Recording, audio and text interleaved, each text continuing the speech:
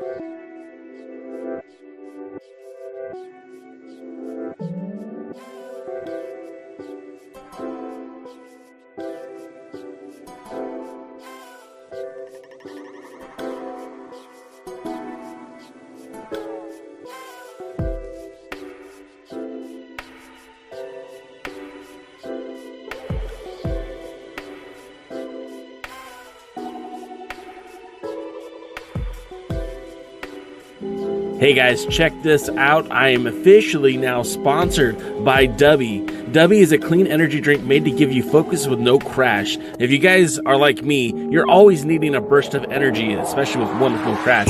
Dubby contains vitamins, amino acids, a nootropic, and 150 milligrams of caffeine. It keeps me awake with no jitters, guys. Check it out. Merch link is in the bio. Dubby.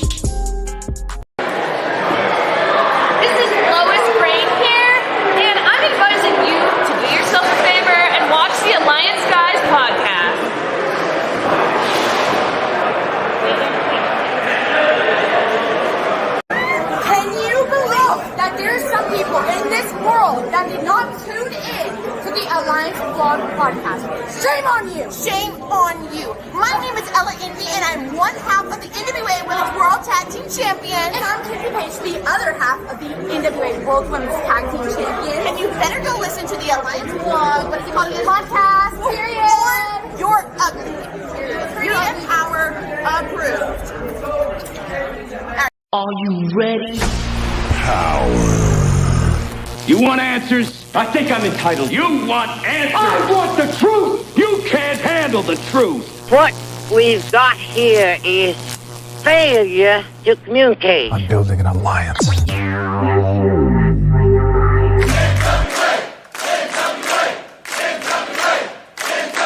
God bless the internet. Okay, let's party. It's showtime. It's time for the Alliance Guys podcast with your hosts Kevin Frazier, Jaden, DKM, and J. Cal.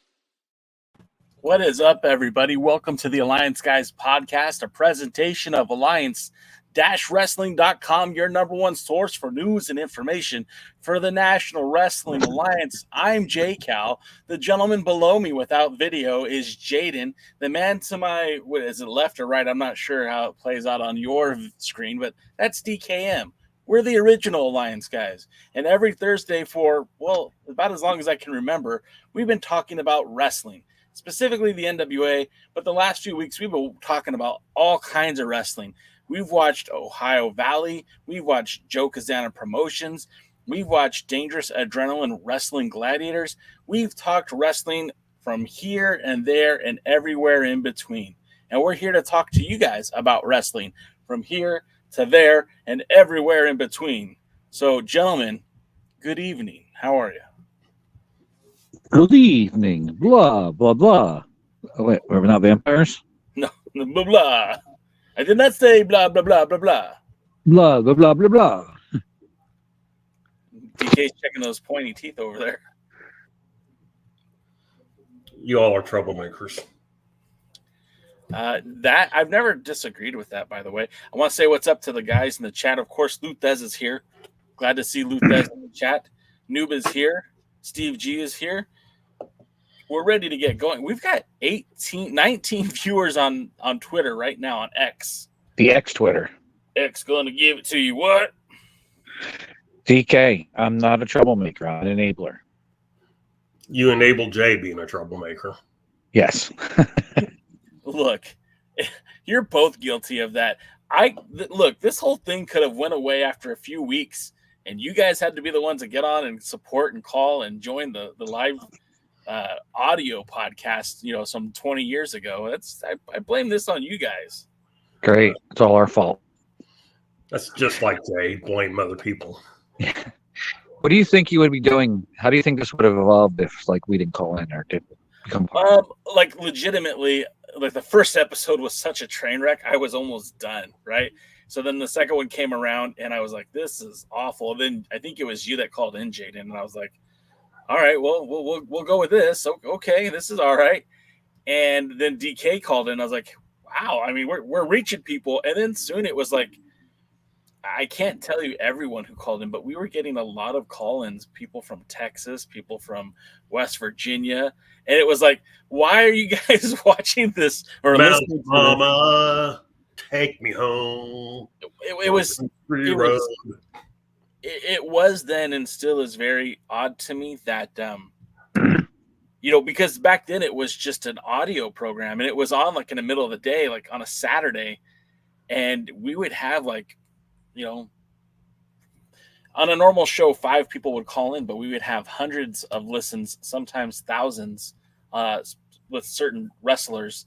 And we did have access to a lot of wrestlers. And again, that was mostly because of your connections, Jaden, your connections, DKM. I had connections in Hollywood, but I mean, we were talking to people from Mountain State. We were talking to people from NWA Southwest. We were talking to people from NWA Coastal and all points in between. Like we had we had Howard Brody come on. That was a big deal for me. We had the executive director of the NWA, not Bruce Tharp, although we did have him too, but Bob Trowbridge. Bob Trowbridge, thank you. The name escaped me for a minute. We had a lot of guests come on, and I really do attribute a lot of that success because you guys would jump on. You guys would bring in other people. I mean, DK was telling us about Kevin Frazier for a long time. And he was. And I had no idea who he was. And the next thing I know, he's showing up in Hollywood with Manimal. And I developed a great relationship with those guys. It's so much so that when Dr. Lawrence Zirconian booked him out for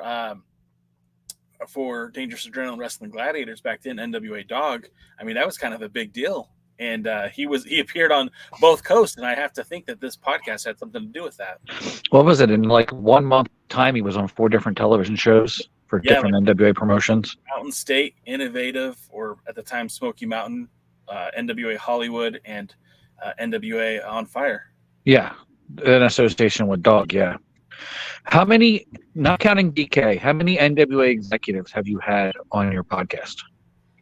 So when you say executives, do you mean like somebody was in a board of directors position, somebody was president, was executive president, something, whatever, somebody of actual power? Okay, so board of directors, we never had Ken Taylor officially on, but Fred has been on a lot of times. We had David Marquez a lot of times. Bob Trowbridge came on.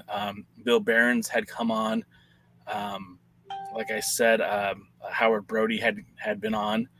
And then, post, pro wrestling organization, surrendering the brand to the International Wrestling Corporation, we never had Chris Ronquillo come on in official capacity.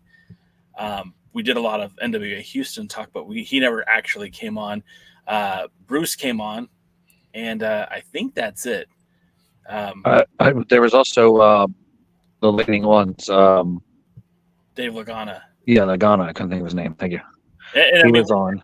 We had a lot of other promoters too, right? Like we had, obviously we had Fred on here. We had. I think we had both Tommy Cairo and Phil Varlise. Yes, we had. We also had the late Kenny Garrett. We had. Tony. Yeah, of course. Yeah, Tony. Givens. Yeah, Tony Givens has been on multiple times. We had the Maestro on. I don't think Maestro was the actual booker. We did have the promoter for the promoter. Right. We had the promoter for what was the promotion called? Mid-Atlantic, right? Yeah, and that was such a fiasco there. And then I had some of the Southern California promoters like Dave Marquez and Gabe Ramirez, who was at the time promoting the Northern California branch of the NWA. So, Chance Prophet, technically. Chance Prophet, yes. DK, what did you say? The Mid-Atlantic guy, had he even had a show yet when we had him on? No, he had bought the title. That was about it. He had the title. He had the venue. He said all the right things. He did he danced the right way, but in reality, he was. If I'm not mistaken, and I'm probably going to get in trouble for saying this, he got in trouble with a family member, and that's the reason he wasn't promoting, but he actually had a couple things, including one in a big baseball arena or stadium or something. I think he was doing the 20 people showed up too. He did a baseball field, and I believe that was the Crockett baseball field, because at one point the Crockett's owned a minor league baseball team. I thought he had some association with it. He might have. I do not recall. Well, he was, if I'm remembering correctly, he was like Jaden said, I think he had a family. He was part of a family that had money, but then something happened with him, and that he had a falling out or something like that, and so he was not able to execute a lot of the plans that he had. Plus, he was relying on a certain wrestler who, you know. No, I don't. Tell me. They put the Mid-Atlantic title on him, and then he left with the belt. Who was that? The Canadian lineup, right? Yeah. Erickson? Damon Wayne's partner. Oh, yeah, okay. You know, they held like every tag team title that wasn't the World Tag Team title. Not the North American, because they wouldn't drop it, but they tried. That's true. They did try that one. Oh man, you guys are talking about fun times. And then as far as NWA champions goes, the only two acting world champions to come on the show were the Tokyo Monster Kahagas and Scrap Iron Adam Pearce. We had Jack Stane before he was champion and after he was champion. We had Tim Storm after he was champion. We had no connection with Rob Conway. We had no connection with Hiroshi Tenzin or Satoshi Kojima. Although I'd have loved Kojima come on. My Japanese is very sporadic at best, and I think I'm the only one who had any ability to speak any of it, so I don't think that would have been the greatest of interview. Well, let's champion. What was that? Is Kojima still the MWL champion? Yeah, MLW champ. Yeah, MLW champion. Yeah. Yeah, I believe he is. Yeah, he took the belt off of Alex Kane. Boombaye. Whatever. I'm killing it. If anybody has any connections to Rob Conway, I would just love to listen to him talk. He's probably got so much to say between Smoky Mountain, WWE, NWA. I'm sure he would be a great story. If anybody has any connections, please send them our way. What was that? Mid-South. Mid-South? Yeah, the other Mid-South that somebody was running, I can't remember. Well, you have connections, Jaden. Get them on. I don't have his contact info. I've spoke to him very briefly about bringing him in right before Dog. I was trying to get him with work with Dr. Zirconium and stuff to bring him in right before Dog, but things left the NWA, but that just didn't work out. Or maybe it was after. I don't remember. I had somebody gave me his phone number and I gave it to Zirconium and he was busy, so I had to try to get things arranged for it. But it just didn't work out. I just stumbled across the old NWA Mid-Atlantic Wrestling logo, and they were claiming all of the Mid-Atlantic, and I don't think they ran but maybe 2 events. I could be mistaken though. I'm trying to pull it up here. They didn't run very many. They ran one before the big problem, and then they ran the baseball stadium one, but they weren't they were in the baseball stadium parking lot, and it was Matt Epling. That's it. I'm not sure I'm happy to remember, but they had picnic tables, and they actually had to bring out another bench or two because they had more people show up than they expected. Because I think there was a whole 20 people there.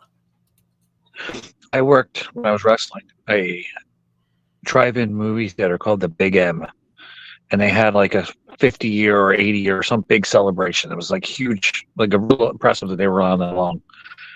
It was an okay belt. It was very reminiscent of the last Mid-Atlantic belt.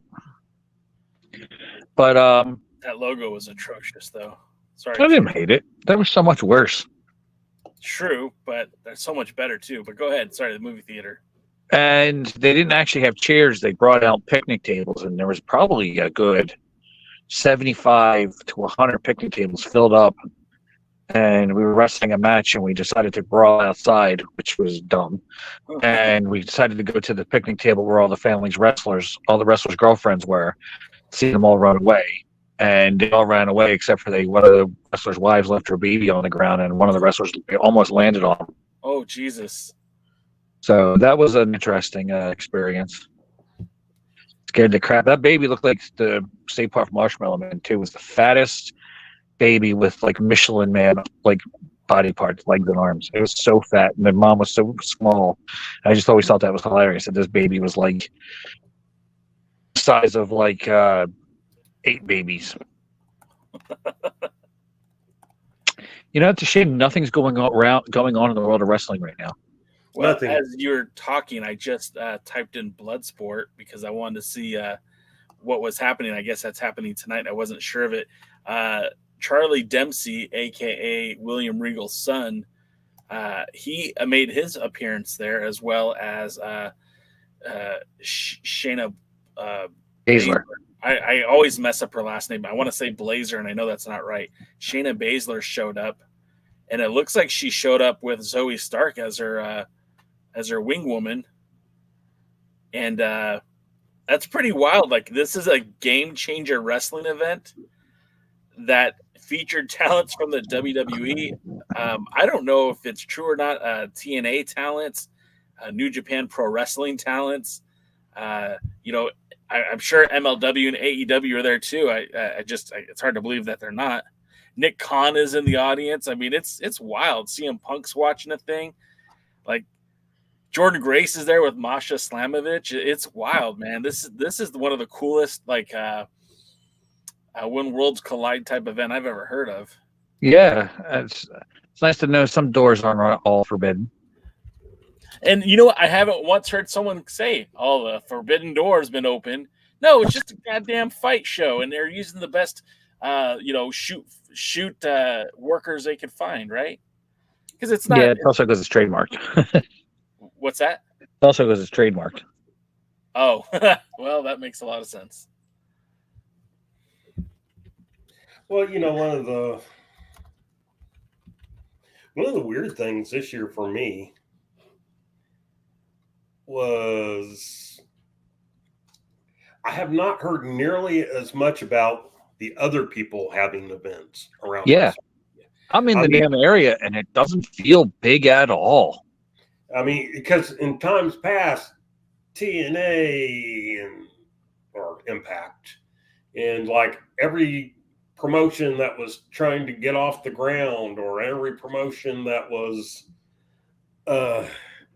now, of course, obviously with ROH, with them not being independent anymore, we've lost out on them. But I mean, like, a lot of promotions, MLW, a lot of promotions would run, near Philly in the same week and stuff like that. And boy, this year I just haven't heard anything. So all you out there in chat land, is it just me and Jaden? Are we not paying enough attention, or is it just not as big of a, we got to have our event too? Dog was going to have an event, but things didn't work out. Well, the thing they had this plan like 2 years ago. the thing that I always struggle with when it comes to these events is, like, number one, it's hard to make money during these events because everything is stretched so thin. Obviously the people are there to see WrestleMania, right? Like, the majority of the people that are going to these events are there for WrestleMania, and then they're trying to work in as much wrestling as possible. I had a buddy of mine who went to Japan in the beginning of January to go to the Wrestle Kingdom. While he was there, he watched no less than 20 wrestling events. Like, a lot of them were just on top of the other. Some of them were bigger events, some of them were smaller events, but he went to as many shows as he could just to check it off his checklist. And I know there's people who are going to WrestleMania weekend and are going to try to watch every single show, whether it be Bloodsport or, Effie's Big Gay Brunch, or, whatever the collective of GCW events there are. But I think it's kind of got to be hard to save, to earn money on these events, because number one, like people aren't going to be buying a ton of merch. I wouldn't think, because they're saving it for WrestleMania. Number two, like there's so many events that people are going to have to choose where they can go. What's the better card, and since the inception of AEW and the purchase of Ring of Honor, it's not as special as it used to be. Like you said, Ring of Honor isn't there, MLW isn't running there. It does feel a little bit different. Part of it is because I believe that this area is so congested anyway. Yeah. That I think they don't want to damage their own area by running so much or running this and running that. Plus, the northeast area, somebody made I don't know if it's a true statement, but somebody said a statement or saw a poster or something like that said this is the most local within driving distance WrestleMania attendance compared to other ones, which a lot of them have fly-ins and stuff like that. So it also may be because there's already a lot of wrestlers in the area who see the same stuff anyway. A lot of fans, I'm sorry, in the area that are seeing the same stuff anyway. That it just might not be, as appealing to them to go see a lot of this other stuff unless it's big and grandiose, like the WWE working with Game Changer. Or our buddy Dave Scooby points out that he's doing event stuff for the properties that he works at, and he says it was crazy busy all around town, but then he took off, which I think if I was in Philly, I'd be interested in checking out some of these things. Like, of course, Bloodsport to me sounds real. Like I would have loved to have gone to that Bloodsport, and I know they were here in Los Angeles last year, and I opted not to go, but I kind of regret it. I think it's a pretty cool concept, and again, with as many talents as they're using, it looks like a lot of fun. Sounds fun. And I saw where Luthez said that TKO is getting out in front of possible antitrust lawsuit, and there's truth to that. But again, Vince is gone, and Hunter from the very beginning has always been more open to recognizing the rest of the world. Whereas Vince was just, there's nothing other than us. Yeah. Somebody told me he wasn't that big of a WWF fan when he was growing up. Is that guy now? Is that true? Is that something he said? Say that again? He wasn't that big of a WWF fan growing up. Are you saying Triple H? Yeah. I mean, where is he from? Boston, Massachusetts, if I'm correct. I thought he was from Greenwich, Connecticut. Come on. I mean, he's not French either. It would surprise me a little bit if he wasn't at least, somewhat of a WWF fan. But, what's this? He grew up in a time when there was quite a bit of wrestling still around. So, yeah. At the end of the territory days, and the NWA was still putting out some good stuff. And so it would not surprise me if he liked something better. I mean, they've said he's real big into the NWA history and stuff like that. I've heard that. Yeah. Big Ric Flair fan was one of his favorites. Yeah, and of course he has the belt on his wall in his office, so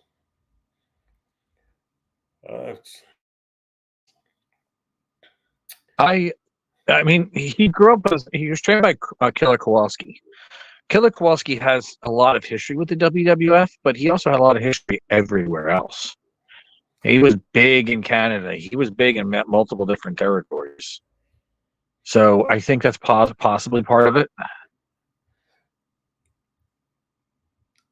Yeah, I mean, I can see that. I mean, just, the wrestling world's so much different than it was.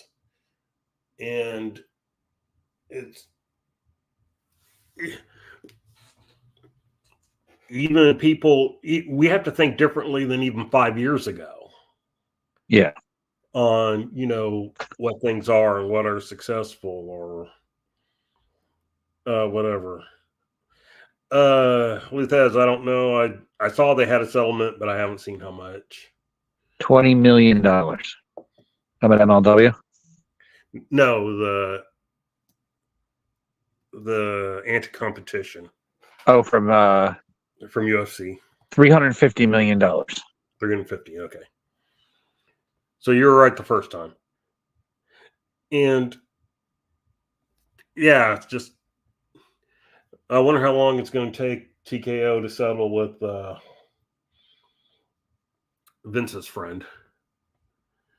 So I hope she goes all the way with it. I do too, but I think it might be easier. It might be easier on her if she settles at some point. Not with Vince, but because she's suing Vince individually in WWE. So that'll be interesting. So, Court must be kicking himself. Well, he might be. But the other one was a long fight, and it was a different type of a group. It wasn't one promotion; it was a group of fighters. So I don't know. I wonder if those fighters are blackballed or fell back and doing something with the company now that the lawsuit's over. It'll be interesting to see. So, if CM Punk can go back, Yeah, that's true. A lot of people saw that, didn't see that coming, even though I always say never. When Bret Hart and Vince made up, I said then, I will never take anything for granted that there can't be a repaired relationship. It was Bruno and Vince for me. It was who? Oh, Bruno and Vince? Yeah. And kind of the same thing. And that was something that was Triple H engineered.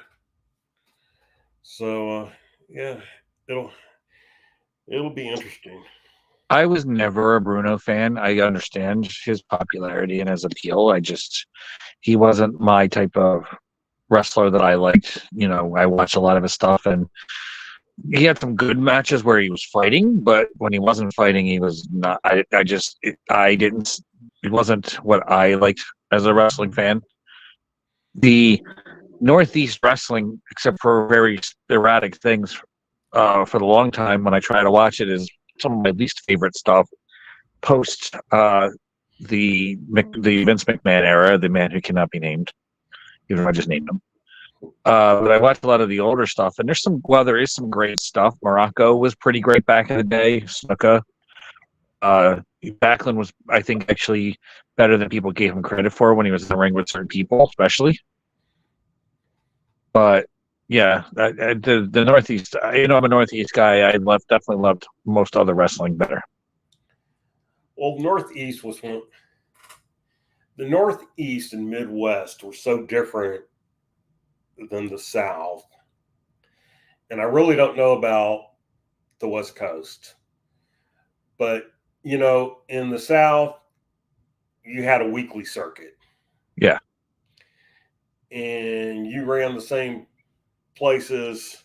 You ran some places every week, some places every 2 weeks, and some places every month, and then you might occasionally have a spot show. And you had to keep everybody entertained, and you had to keep a lot of stories going at the same time to keep everybody interested. Whereas the Northeast and Midwest, you ran your bigger cities. You went once a month. You took time off. AWA was shut down for almost 90 days in the summer. They say they shut down, but that's not 100% true. They shut down in their main area in the summer. They still did run in Florida, California, and I know they sent a lot of wrestlers to Hawaii during that time because of the Lord James Blears connection. right? But you wouldn't find them in a lot of their normal towns. Yeah, because that's when nobody who's been locked in their house, except for when they would travel snow-ridden roads to go see wrestling. That's the only thing you can do in the winter, apparently, unless you're skiing and hunting. So,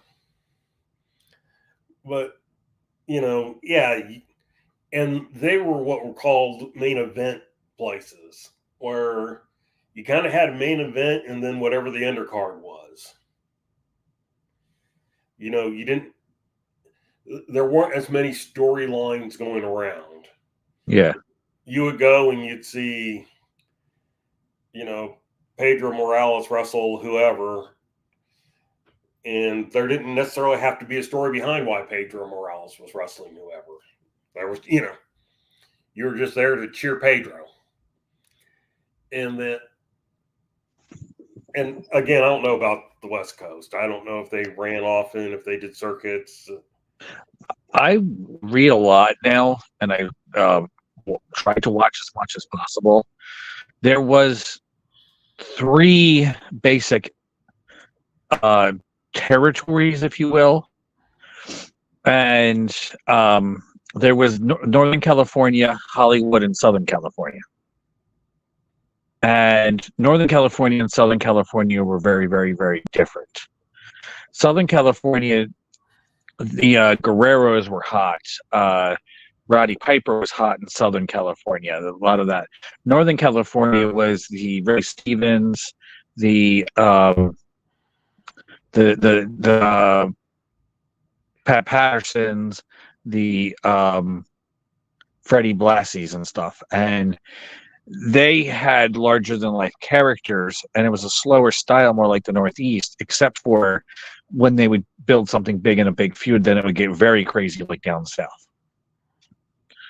But the wrestlers that were very popular, I can't even say popular, the wrestlers that made the most money were the bumping heels, like Gorgeous George and others, had the biggest influence in the Northern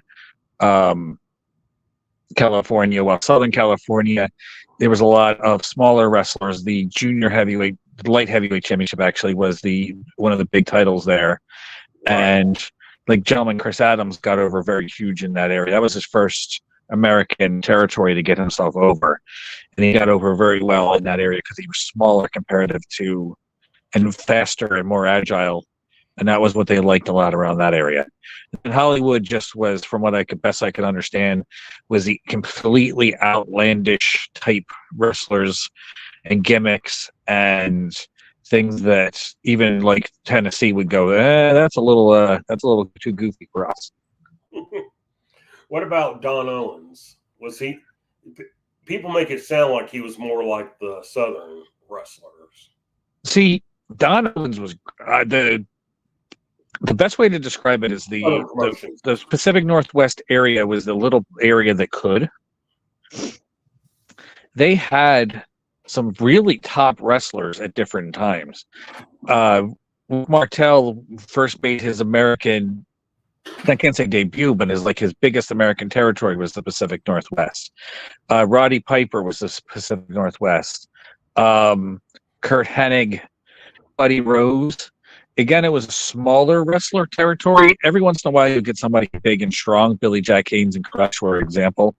But generally, the smaller wrestlers would do it, and they wrestled like the southern area with a lot of the same towns over and over and over again. So they had to be more creative and wrestle like a southern territory with angles and feuds and many different types of feuds and big matches. And then you needed personality too. Like Ric Flair, when he was NWA champion, Ric Flair was super over in the Pacific Northwest. The only other place I think he was as over was the Carolinas. But people forget when he first was NWA champion, he was good and he was recognizable, but he wasn't a draw right away. But immediately Ric Flair fit in to the Pacific Northwest. And immediately him and Piper created a bond, and either they were on each other's team or against each other, but it was always entertaining watching them, whether they're in the same side of the ring or against each other. There's I think it was Roddy Piper and Rip Oliver. No, it was Rip Oliver and Ric Flair versus Roddy Piper and Rick Martel, I think it is. I remember the match. I just remember it was very, very entertaining. You can see every wrestler had something there to shine, and they had something that you could see was, just some greatness in that ring. It was very entertaining. Rip Oliver is a very underrated wrestler. I recommend you look him up too. Yeah. Okay, we're probably boring our fans out there because we're old people talking about old things. So let's move this to a more modern thing. Who do you think our fan base is, DK? I don't know. I honestly don't know. But right now we have a dominant promotion in WWE. Yes. And we have a failing promotion in AEW. And we're having a Don't Forget About Us promotion in TNA. And then a lot of wannabes. And where are we heading? I mean,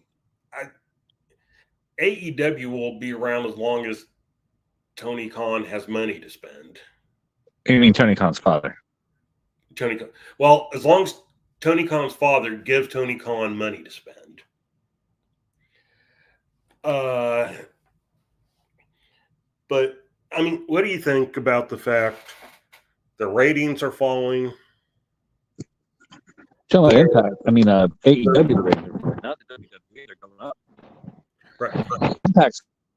Well, I'm talking. Well, gee, I've been abandoned.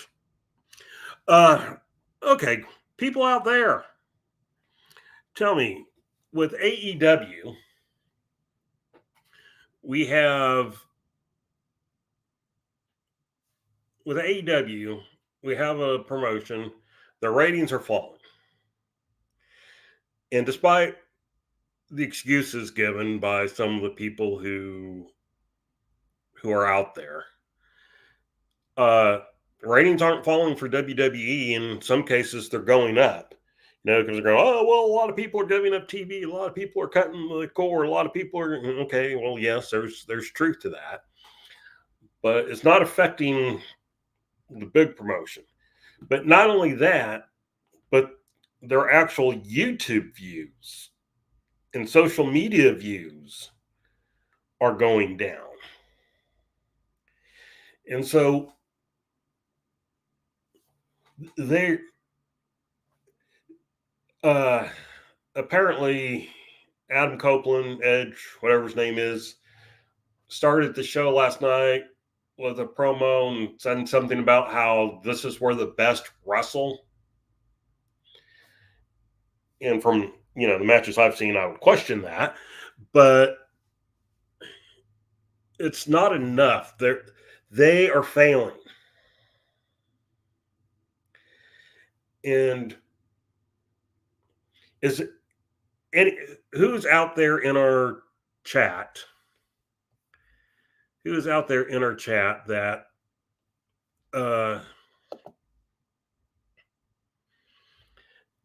who's out there in our chat that likes AEW? Is there anyone out there that says, hey, I watch it, I enjoy it, I think it's good? I'm curious. I don't have a lot. And hold on just 1 second.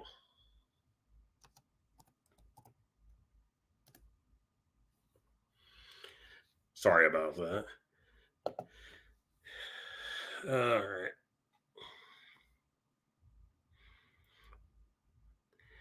right. Let me read through Paladin stuff. See, like CM Punk said, TK doesn't care about making money nor ratings. He cares about 5-star matches. They're not 5-star matches, though. I'm sorry, Dave Meltzer is one man.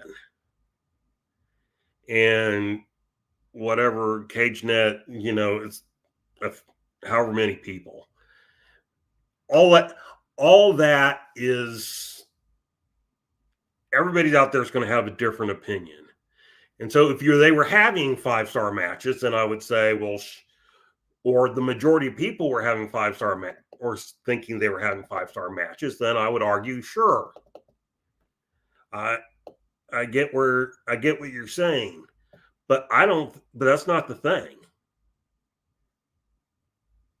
So I don't think that I don't think it's the best wrestlers. And I don't think a lot of what we see is wrestling. I think it's sports entertainment. Will Ospreay is the best wrestler on Prime. Honestly, I haven't seen much of him. I can't comment on that. But Will Ospreay isn't bringing them ratings. Matthew Underwood, that's what happens when all your super heavyweights job to cruiserweights. I would agree to a point, yes. There's a lot of things don't make sense. A lot of those guys are closer to lightweights, welterweights. Paladin likes AEW. Matthew Underwood, I watch it. It has some good stuff, but it's very cold. Luthez goes, AEW equals Pro Wrestling Welfare Office.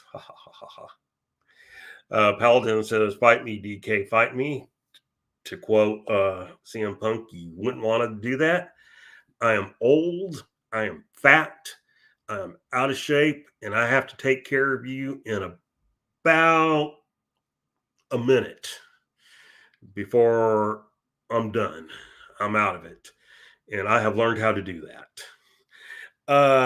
Let's see. Dave Scooby, with WWE moving Raw to Netflix next year, no more ratings. Will it matter? Well, and that's one of the things. Does ratings matter? For WWE, they only matter in the sense. I mean,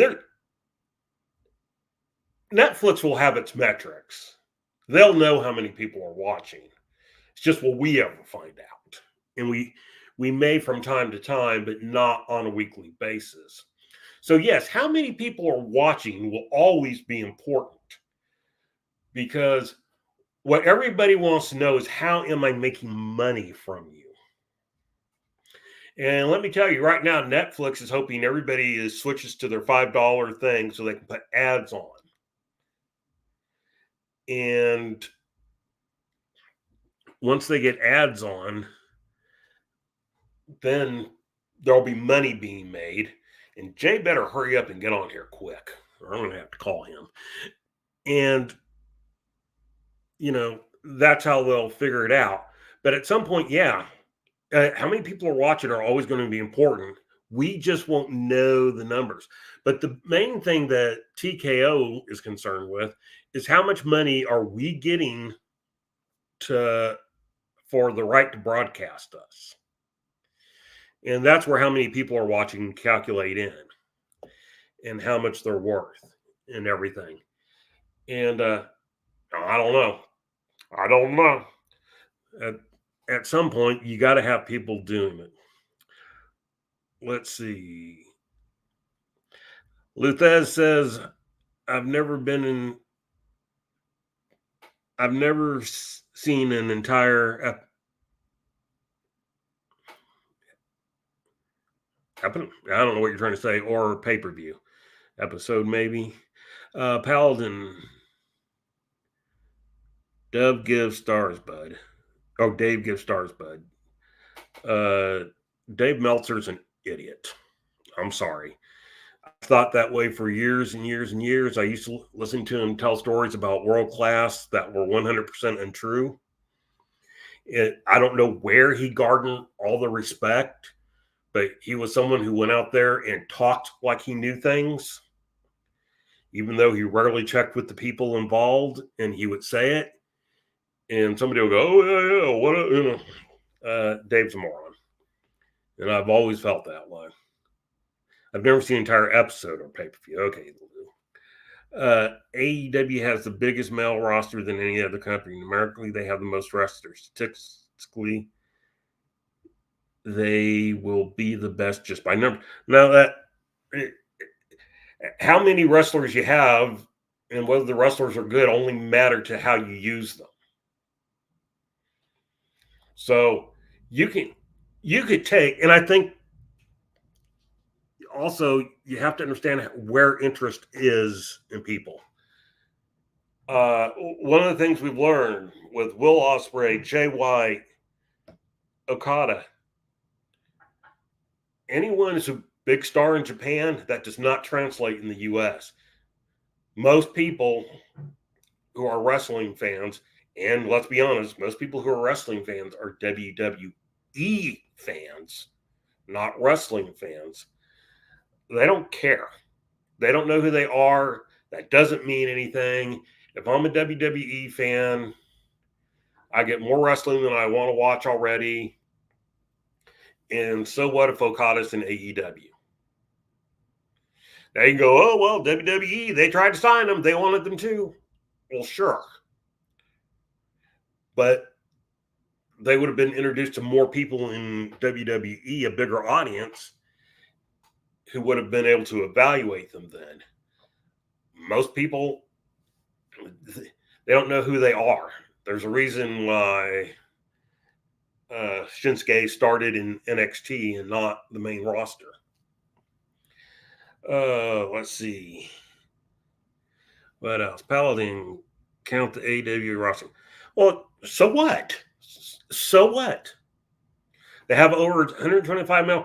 WWE at one time, I don't know what it is now, at one time had twice the amount of roster that AEW had, and they sucked.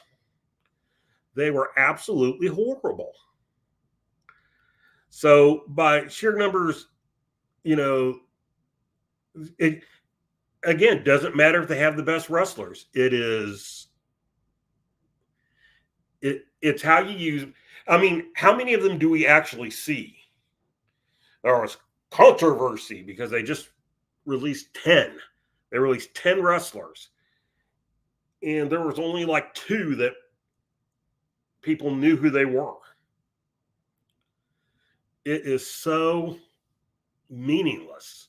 Numbers are meaningless. WWE had a large amount of things. They still sucked.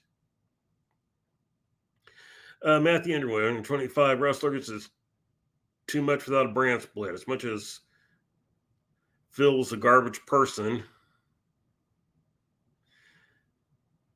his collision superior because he's a smart fucker. Okay, I never watched it. No. Jaden's back! Yay! Yay. Sorry, I dropped the phone and it disconnected.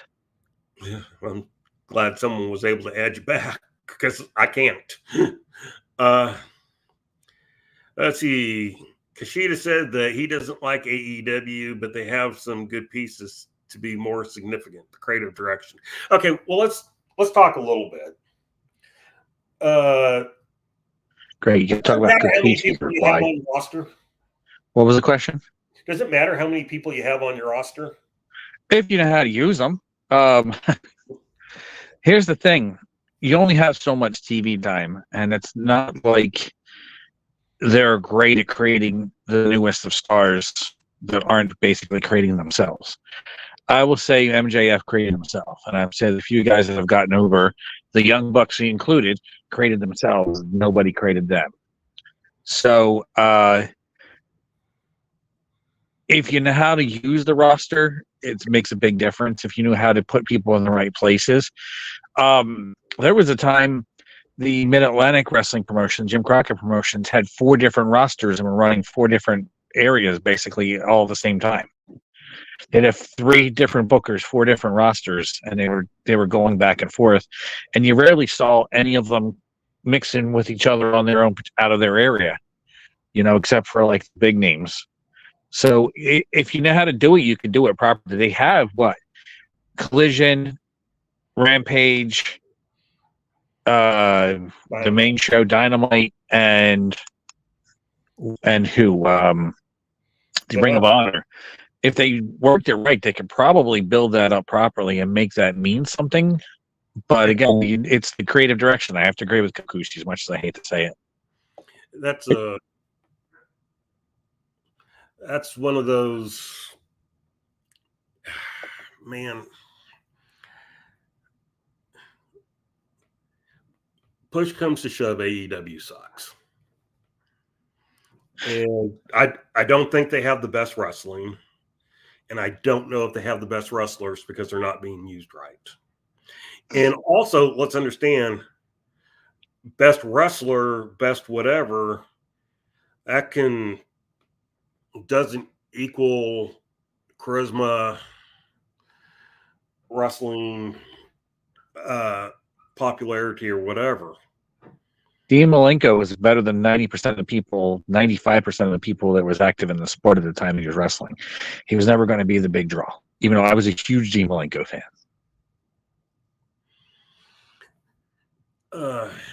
Yeah, I mean, the Dean Malenko, again, one of those guys that in the real world, he could have beat most of the guys in wrestling with his abilities, but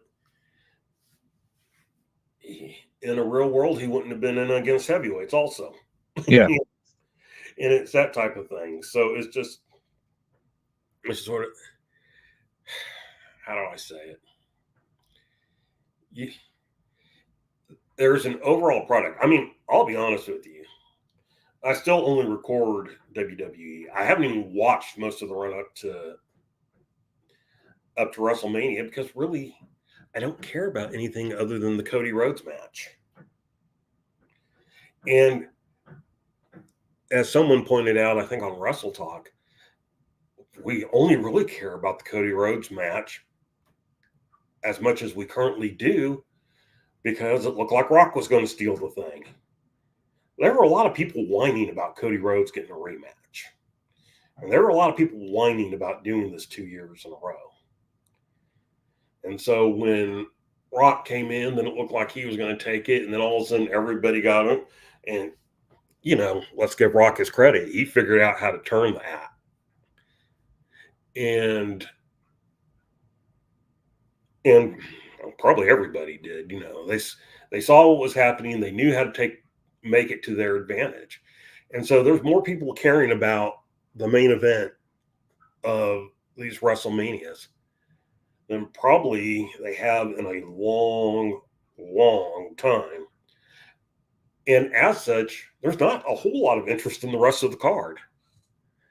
I mean, Becky versus Rhea, at one time that would have been like, oh boy. I mean, right now it's going, and I certainly don't care about Bayley versus Io, and they've done absolutely nothing to build that. So it's just weird. Hey, Adam. Hi. And, but it doesn't matter because I'm going to watch WrestleMania. And I'm going to watch SmackDown Friday, which is WrestleMania Night 1, because that's where they're going to do all the undercard.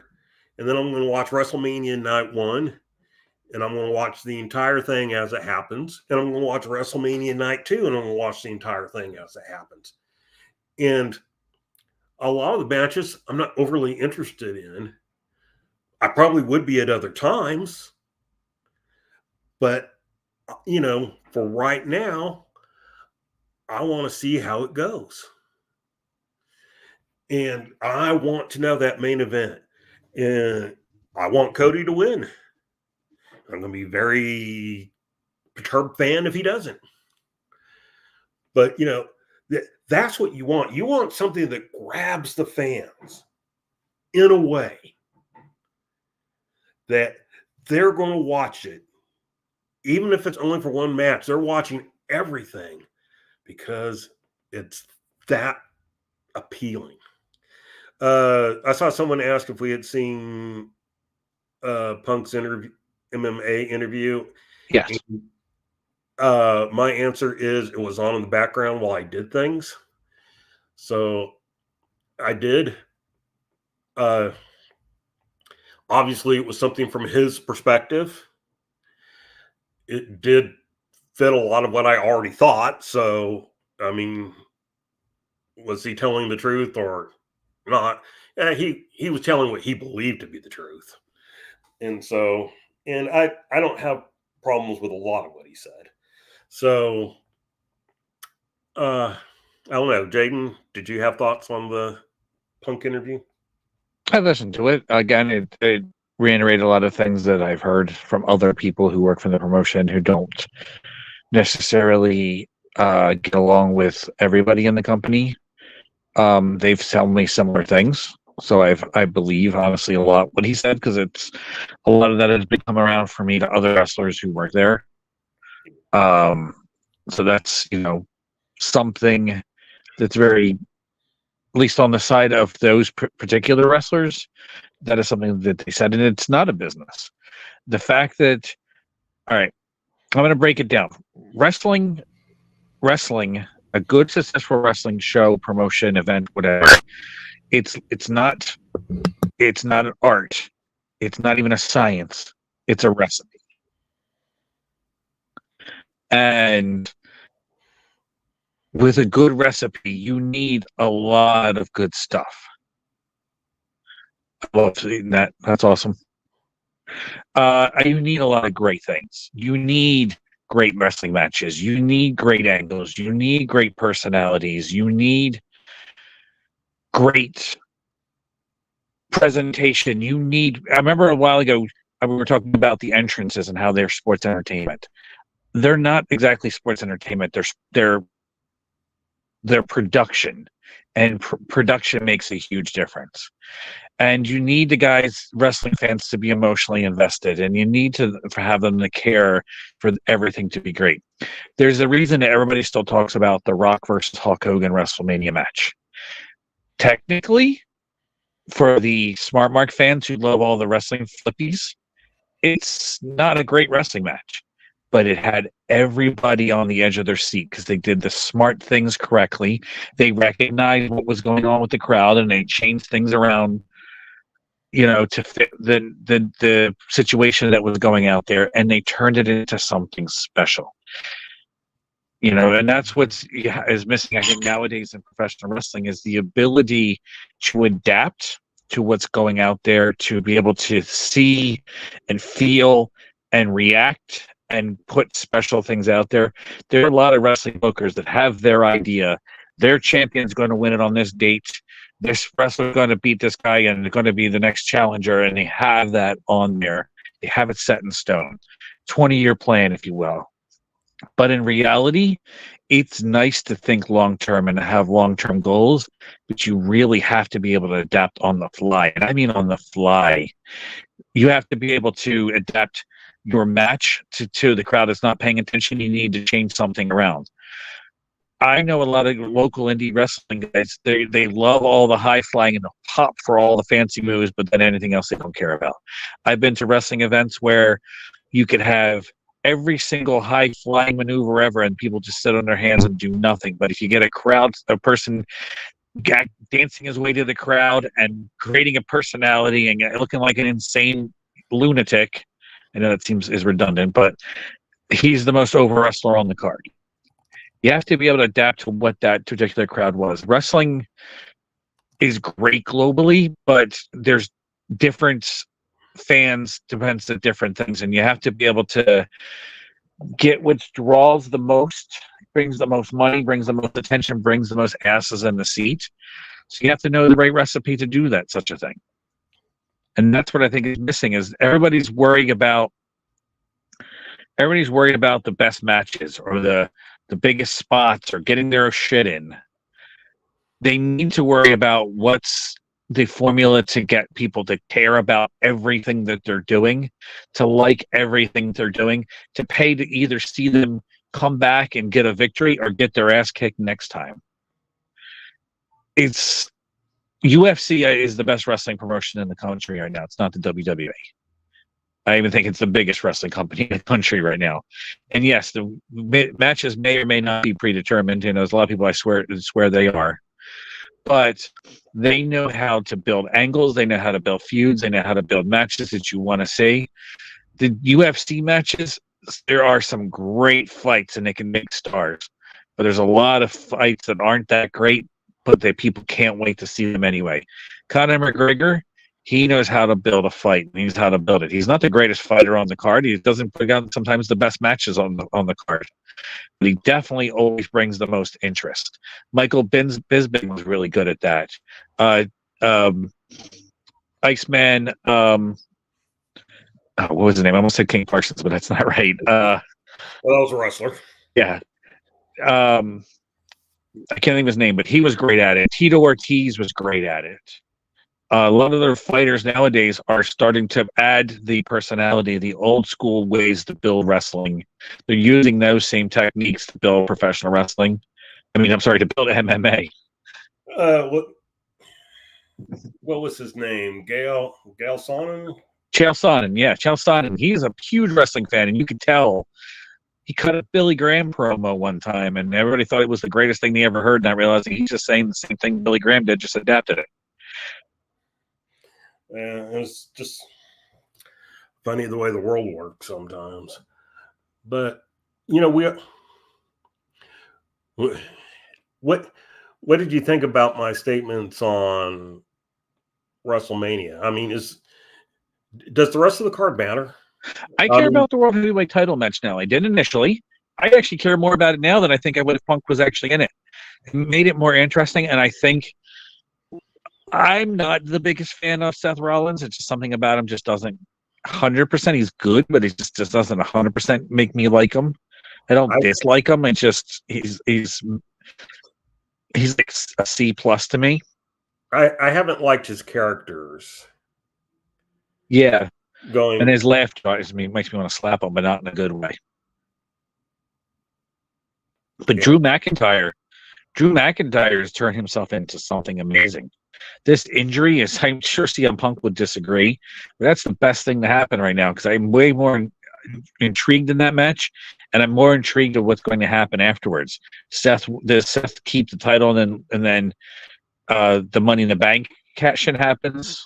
Does Drew take the title, and then the Money in the Bank happens? Do we get Seth and Punk? Do we get Drew and Punk? What's going on? And it's got me very interested to see what's actually going on right now in that match. So I think that has evolved. They've turned chicken shit into chicken salad, which even though I don't like chicken salad anyway, but you know what I'm trying to say. They actually they fell in shit and came up smelling like roses. I guess that's more an accurate description on that. I care about what's going on from the future on that one. And the big thing too with WrestleMania that I care about, this is kind of the reset. Now they have an entire, the rest of the year, they have new things to go from, hopefully. There's the new stars that debut on television. There's the people, the brand switch that will happen soon afterwards. And they mix things up a little bit. And it's hopefully continues to be this exciting. Because I have been watching some of the build-up. I don't watch Raw live, but I do watch, things here and there. And I become one of the kids who watch everything on YouTube and TikTok. Well, except not TikTok, I have Instagram. But I watch everything through that now. And I'm very curious on the future of the WWE. Because WrestleMania, this is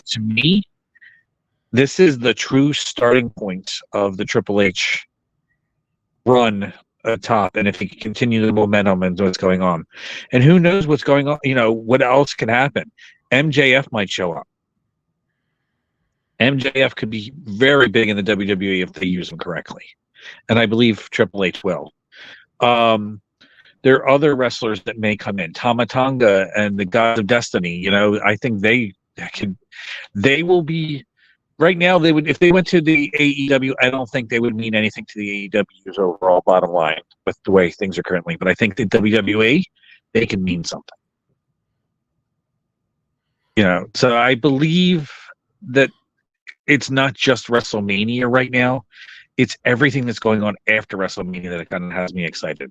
And I wish I could say that to, with the AEW, but nothing has me excited in AEW. Impact, there's some interest now with Impact. I've been paying more attention to them TNA, than I have in many years. And somebody told me their ratings have gotten better, that they've gotten more popular. They're actually getting bigger crowds and more merchandise sales. And they picked up some free agents. They've lost some wrestlers too, but they picked up some free agents. And I think if they can continue with that momentum, they're going to ride the wave. Here's the thing too. If the big company, with where the WWE goes, wrestling follows. Every time the WWE has been growing and successful and interesting, interest in wrestling has gone up. say what you will about the expansion of the WWF and the destruction of the territories. There was a time when the WWF was hotter than anything else, and every other promotion was hot too. Mid-South was hot. Memphis was hot. AWA had some moments of hotness until they decided they didn't know how to work with it. But there was a run where every wrestling promotion was getting bigger and more popular until the WWE became so oversaturated and so much larger than life than these promotions. People see that and they didn't want to come to their smaller promotions. But there was a time like everything wrestling, right around WrestleMania 3, it started going down. But everything in wrestling was drawing better and making more, and magazines were selling and merchandise was selling and everything else. That's what right now I think is the situation is if people know how to capitalize on it, MLW, NWA,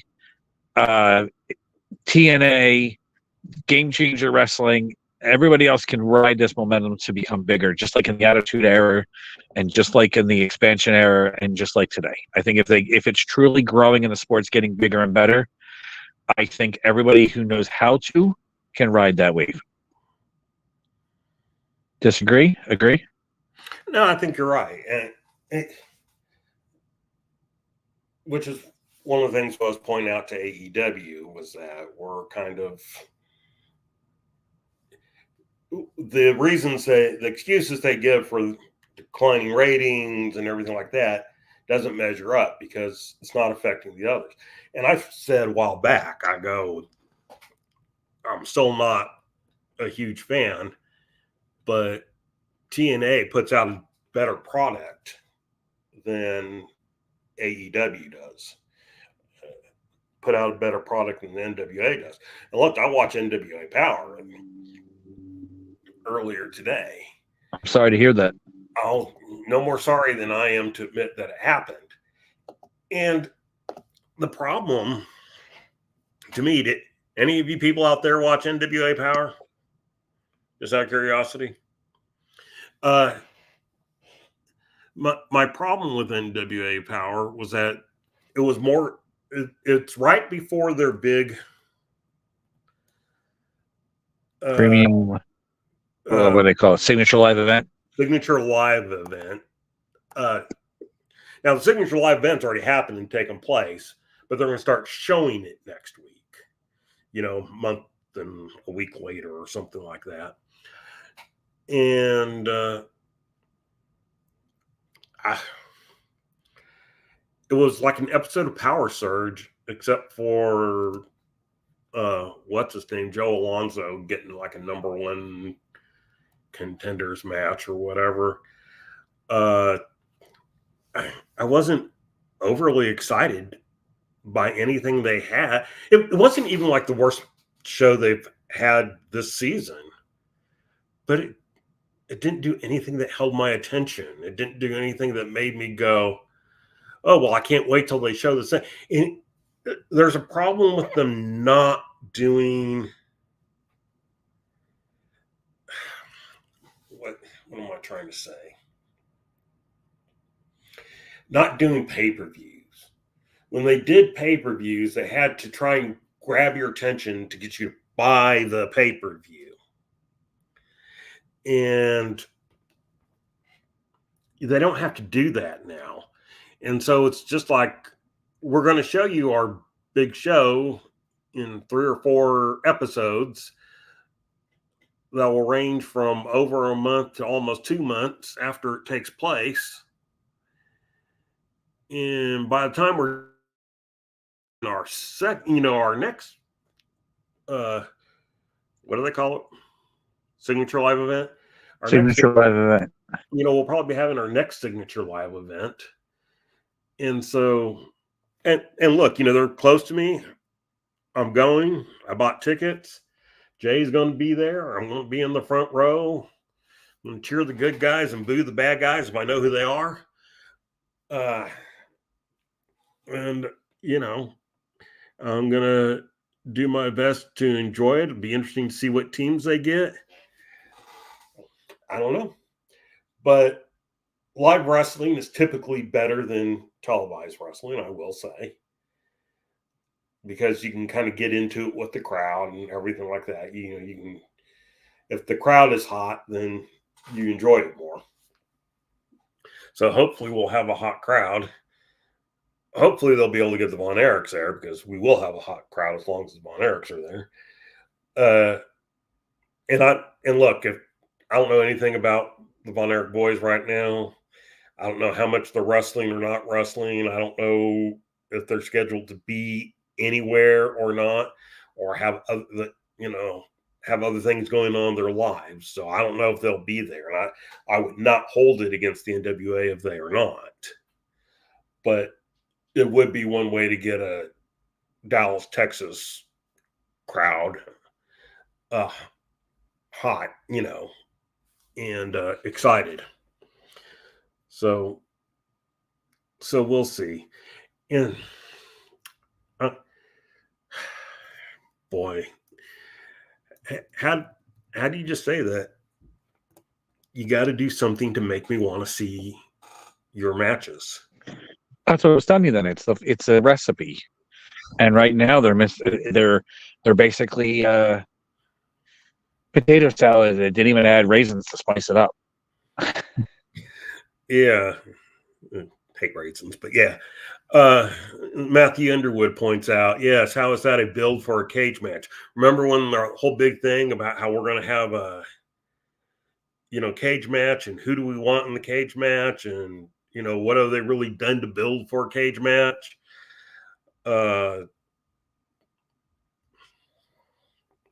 Nothing. Maybe they're going to put the results on cage match. Maybe that's how they're doing it. Maybe.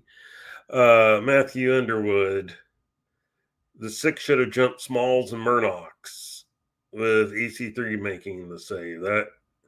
That's the ending of the Go Home show for Hard Times. Well, see, Matthew Underwood just booked the end better than what's his name? William. Well, and here's another thing, and this is one of the problems when you have your tapings, but was Colby Carino on this season at all? Anybody who watched all the episodes, was Colby Carino there? Because we've had all this stuff with Joe Alonzo, but there's been no interaction with Colby that I remember. And I'll admit I've missed a couple of episodes, so that could have been when. But what do I care? Yeah, he was on the first one. So, and even if he wasn't, why weren't there? Why weren't segments filmed that they could put him in? Especially, they could have done that after the event. Yeah, post-production interview segments in the back, or the hell, they could just put a curtain up there and with NWA logo on it and do it after everything's empty, unless they have to be out of there by a certain time. Or they could do before everything starts. They should record a bunch of interviews, get them in the can, enjoy the.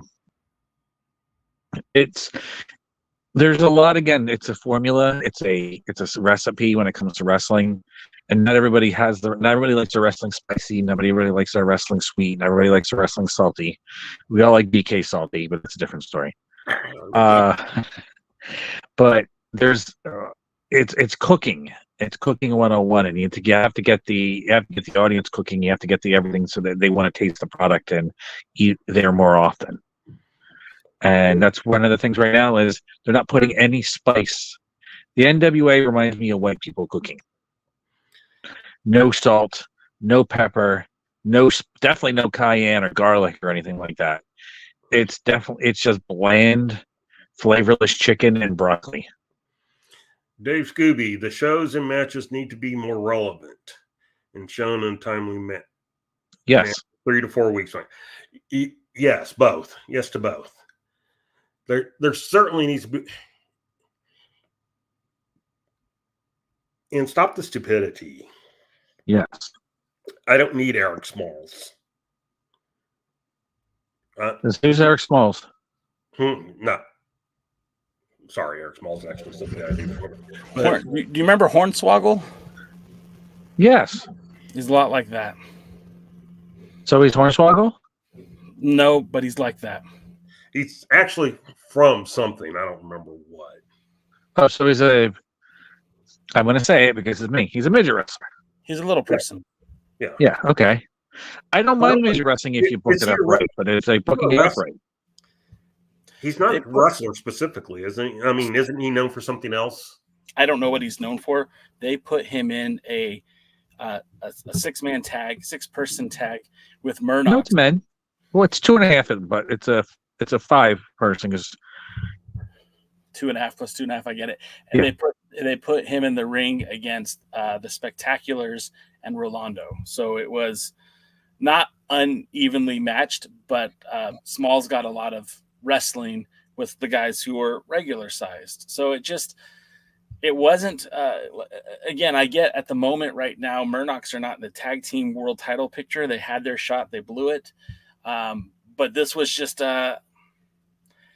you know, and I'm sorry if I'm stepping on things that you guys have already said, but there was a point in time when these matches would lead up to the next pay-per-view, right? Like this would have been the last match before the Hard Times pay-per-view. And if that was the lead to the pay-per-view, I would have zero interest in paying for that pay-per-view. You know what I'm saying? Like that entire show was garbage. There wasn't a lot redeeming about it. Sure, the kids versus the slime balls, that was not that offensive, but it wasn't that good. Well, I called it a power surge. Sure. And, but you know, here are some things that you can talk about while you were gone. In any particular order you want to talk about them. Because now you guys are both gone. Well, I got to go get a drink here in a second. But, so AEW, the ratings are down. Their views on YouTube and social media are down. WWE's gone up. Even TNA seems to be going up and doing better. So, and somebody who's currently in timeout was saying, "Oh, well, they have the biggest roster. They have 125 males." And it's like, so what? It sucks. And maybe they, you know, oh, well, they have the best wrestlers. It doesn't matter. They're being used wrong, and they suck. And also that, you know, hey, guess what? Japanese stars don't translate here. Not yet. They can if you know how to use them. You know, Muda translated. Well, but Jushin Liger translated. Well, let's look at Muda. Muda. A different era. But Muda came where he was when the territories were still around. So he wrestled in the Florida territory for a while. He wrestled in the Texas territory for a while. And then White Ninja in Florida, Black Ninja in Texas, and then went to the NWA as Muda. And he grew over time. He started low. Yeah. He built up over time. But people will go, oh, well, you know, Jim White was an NWA star. Okada was not an NWA star. I mean, was a New Japan star. And Okada was, I mean, man, he was the god of New Japan. And Will Ospreay, you know, the best wrestler ever. And, you know. Yeah, that and $7.99 gets you a bag of small chips. Yeah, and, you know, their rating segments have been shit. See, Ospreay, I think, is the one that could be the exception. And well, I think Ospreay, if built right, and they seem to be trying to build him, I think you can make a big star out of him. But you know, my point is just the fact that somebody was in New Japan, if you're or whatever. Oh, there you go. Oh. You know, if you're paying them $4.5 million or whatever, that doesn't mean. Oh, I guess Eric Smalls is a wrestling guy. Okay, cool. Who knew? And so you got that going on. Yeah, all these people have potential to be built, but none of them don't think that they're going to be started. Even Sasha Banks, who's coming from WWE, where she was considered one of the top 4. And she hasn't made much of an impact. Now, and then they're not using her. She hasn't wrestled. And we don't know if she hasn't wrestled because she's still not medically cleared from her injury, or if they're just saving her. But if she's not medically cleared, then maybe they should say so. But, right now she's got a match set up, I guess, for the next pay-per-view. And so she'll have been in the company 2.5 months without a match if she doesn't wrestle between now and then.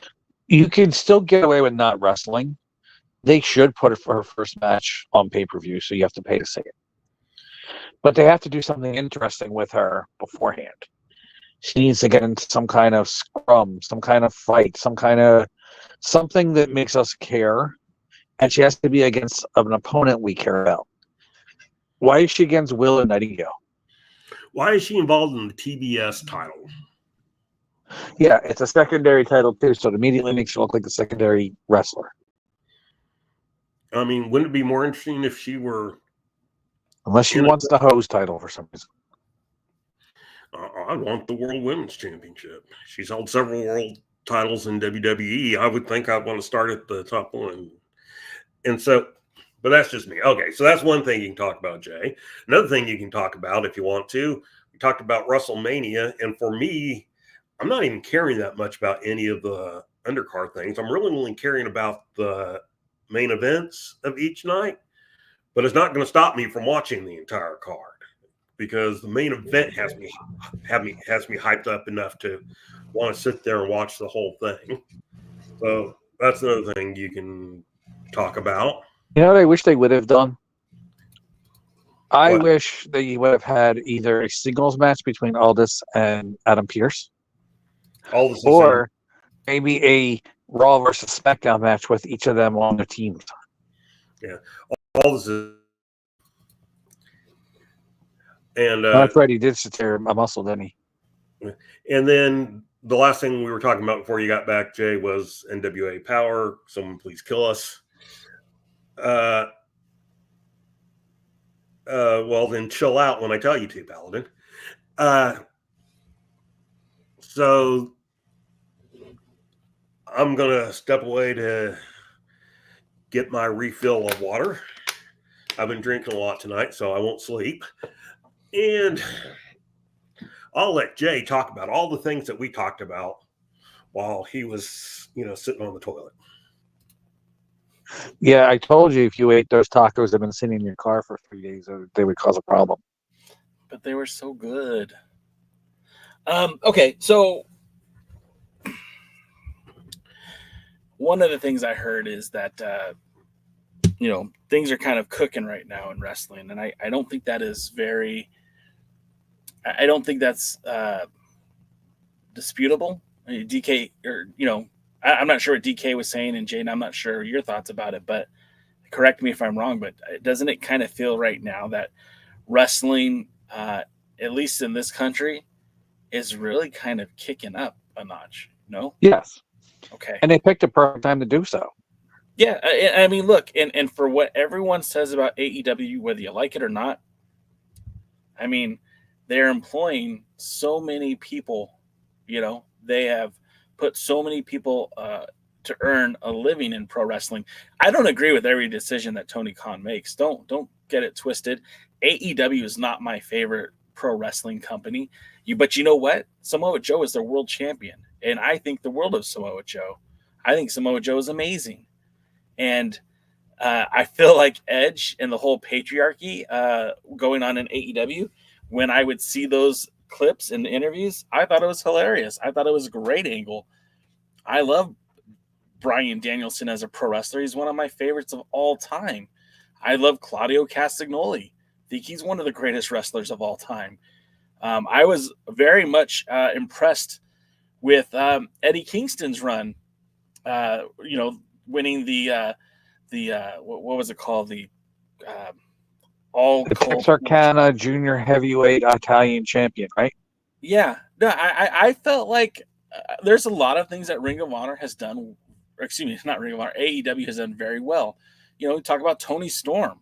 I'm not saying that she wasn't talented, but she never reached the heights of popularity that she has now while she was in the WWE. Whether it be WWE UK or NXT, she never had that kind of popularity or has been that good. And I'm not saying she's a bad wrestler, but right now she's cooking. The Adam Copeland was gone. He was out of wrestling. You know, he had left the WWE. Looked like his career was done. And, you know, they're doing business with Adam Copeland now. Sting was another guy who, you know, we all thought Sting had his best days were long gone. And, you know, for everything that you could say about how kind of hokey his tag team was, it was popular. And it ended on a high note, and Sting got to walk out on his own accord as a champion. So I don't agree with everything that AEW is doing. You know, I think Brian Cage is so vastly superior to so many people who are getting pushes above him. I feel like, you know, they've dropped the ball with Wardlow so many times that the guy probably needs to leave. There are too many guys on the roster who I haven't seen on TV for a while. I think Swerve Strickland is the future of AEW. All that being said, yeah, they're cooking. Is it everybody's cup of tea? No, but it's pretty good. There's a lot worse wrestling promotions out there. You know, we're lucky. We're in a time and place where there's so many options. And like, I hear this on Busted Open all the time, but I really do feel like if you don't like something, you can change the channel and find something you do like. I mean, there are so many avenues now to watch pro wrestling. For the last 4 weeks, we presented on this show different alternatives to just the NWA. You know, like, I love Lucha Libre. I could go right now onto YouTube and watch most of what they're doing on YouTube, whether it be Lucha Libre AAA, or CMLL. I can watch everything. If I don't want to watch Mexican wrestling, I don't watch Lucha Libre, you know, I could go get New Japan World, pay for that, and watch everything that New Japan's doing. It's like $10 a month. It's not a big investment. Okay, you don't like that? Cool. There are a crap ton of indie wrestling promotions right now on Triller that if you sign up for $7.99, you could watch every month, monthly, daily, a lot of content for $8. You know, Jaden, when you were a kid, when you're a teenager, and I know you live in Jersey where there was a ton of wrestling going on. I live 23 and 1/2 hours at one time of unique first run wrestling. That doesn't count recap shows or Mexican Spanish broadcasting of the same show or anything else. There was 23 and 1/2 hours in a week of unique professional wrestling where I live in New Jersey.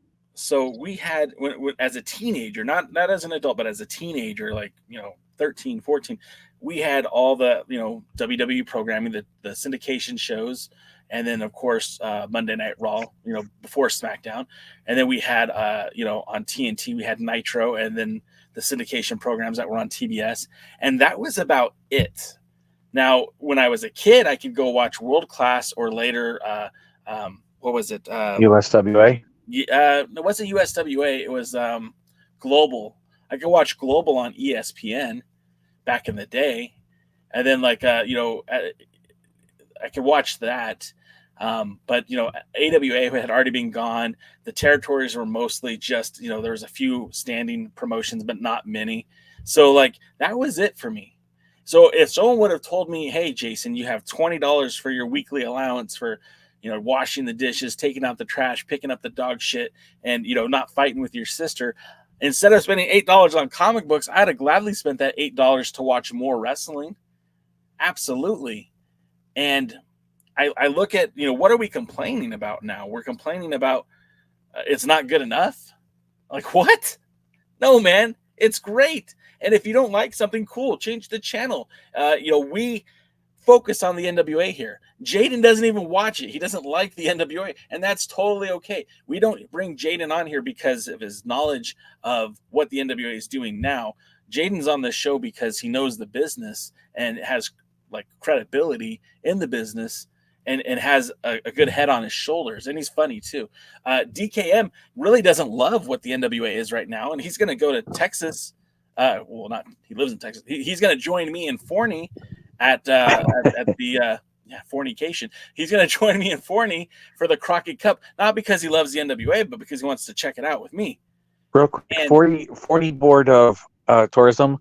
If you don't have a shirt that says "I get horny and Forney," You dropped the ball. Yeah. So I mean, I guess what I'm trying to say is like everything's cooking right now. I went to a Game Changer wrestling show earlier this year. I never thought I'd go to a GCW show. I'd never in my life, because that's not my kind of style of wrestling. And I had a great time. I hope that next weekend I'm in Mexico. I'm back in Tijuana to check out Lucha Libre AAA. And I'm hoping the week after that to go back to check out the Crash. Because the Crash and Lucha Libre AAA are working together again. There's a whole thing going on with Mecha Wolf and Pagano versus Bestia 666. And it's this whole like cool AAA La Rebellion versus the Crash La Rebellion. It's getting it's cooking. It's cooking in TJ, brother. So I'm excited. Look, New Japan comes in May. I've got my tickets for that. I don't plan on going to the next AEW event out here in Southern California because, I went to the one in Arizona earlier this year. I was at the events in November. I'm all right not going to the next one. But what I'm trying to say is like, look, wrestling is cooking. If you don't like what's on your TV, that's fine, man. But there's no reason to complain about it. Just find something that you do like. One of the hallmarks of what I've said about this on this podcast for the last 17 years is that pro wrestling is without a doubt the Baskin Robbins of entertainment, meaning that there's 31 flavors or more in pro wrestling, and you could get any flavor you want. Now more than ever, you could get any flavor you want to enjoy. So if you like comedy wrestling, it exists out there for you. If you want, LGBTQ wrestling, it's there. You can find it. If you want a wrestling that resembles a movie from the 90s where there was no rules and fight till your death, you could go check out Bloodsport. You want strong style? It's there. You want King's Road style? It's there. You want hardcore? It's there.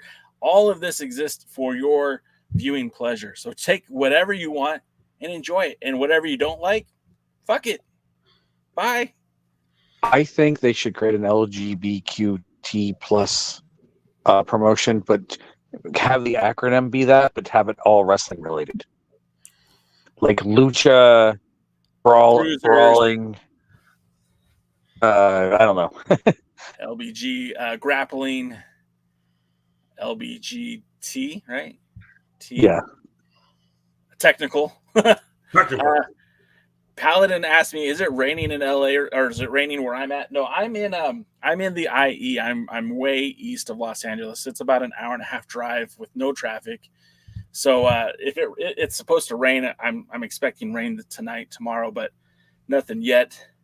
Willie says, "Hey J Cal, when Rolando Freeman taps his waist, that means he needs his diaper changed." All right, we've moved on from the tires jokes, and we're now going to the Rolando Freeman jokes.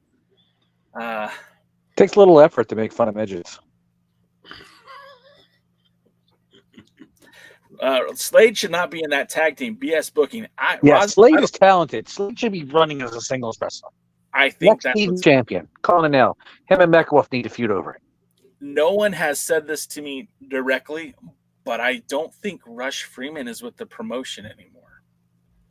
So I think it will be Slade by himself, and I think Rolando is going to be his manager still, an occasional tag team partner. Well, Gressvik at least made the last episode. He did get pinned. They should call him 1.5 men. Manly men.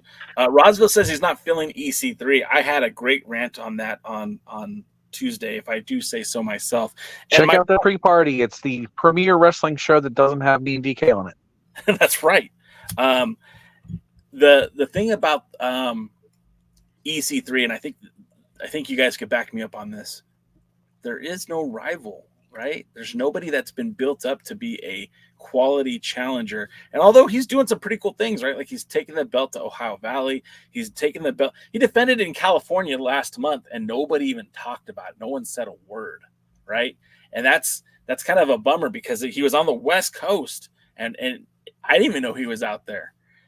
You've got he's had title defenses in Utah. He's had title defenses in Oklahoma. I mean, he's literally taking the belt everywhere. He's in the UK this weekend. Hey, guess what, guys? The reason why he's not out defending the title in Philadelphia right now, because Saturday he's wrestling against Drew Marshall in the WAW Performance Center.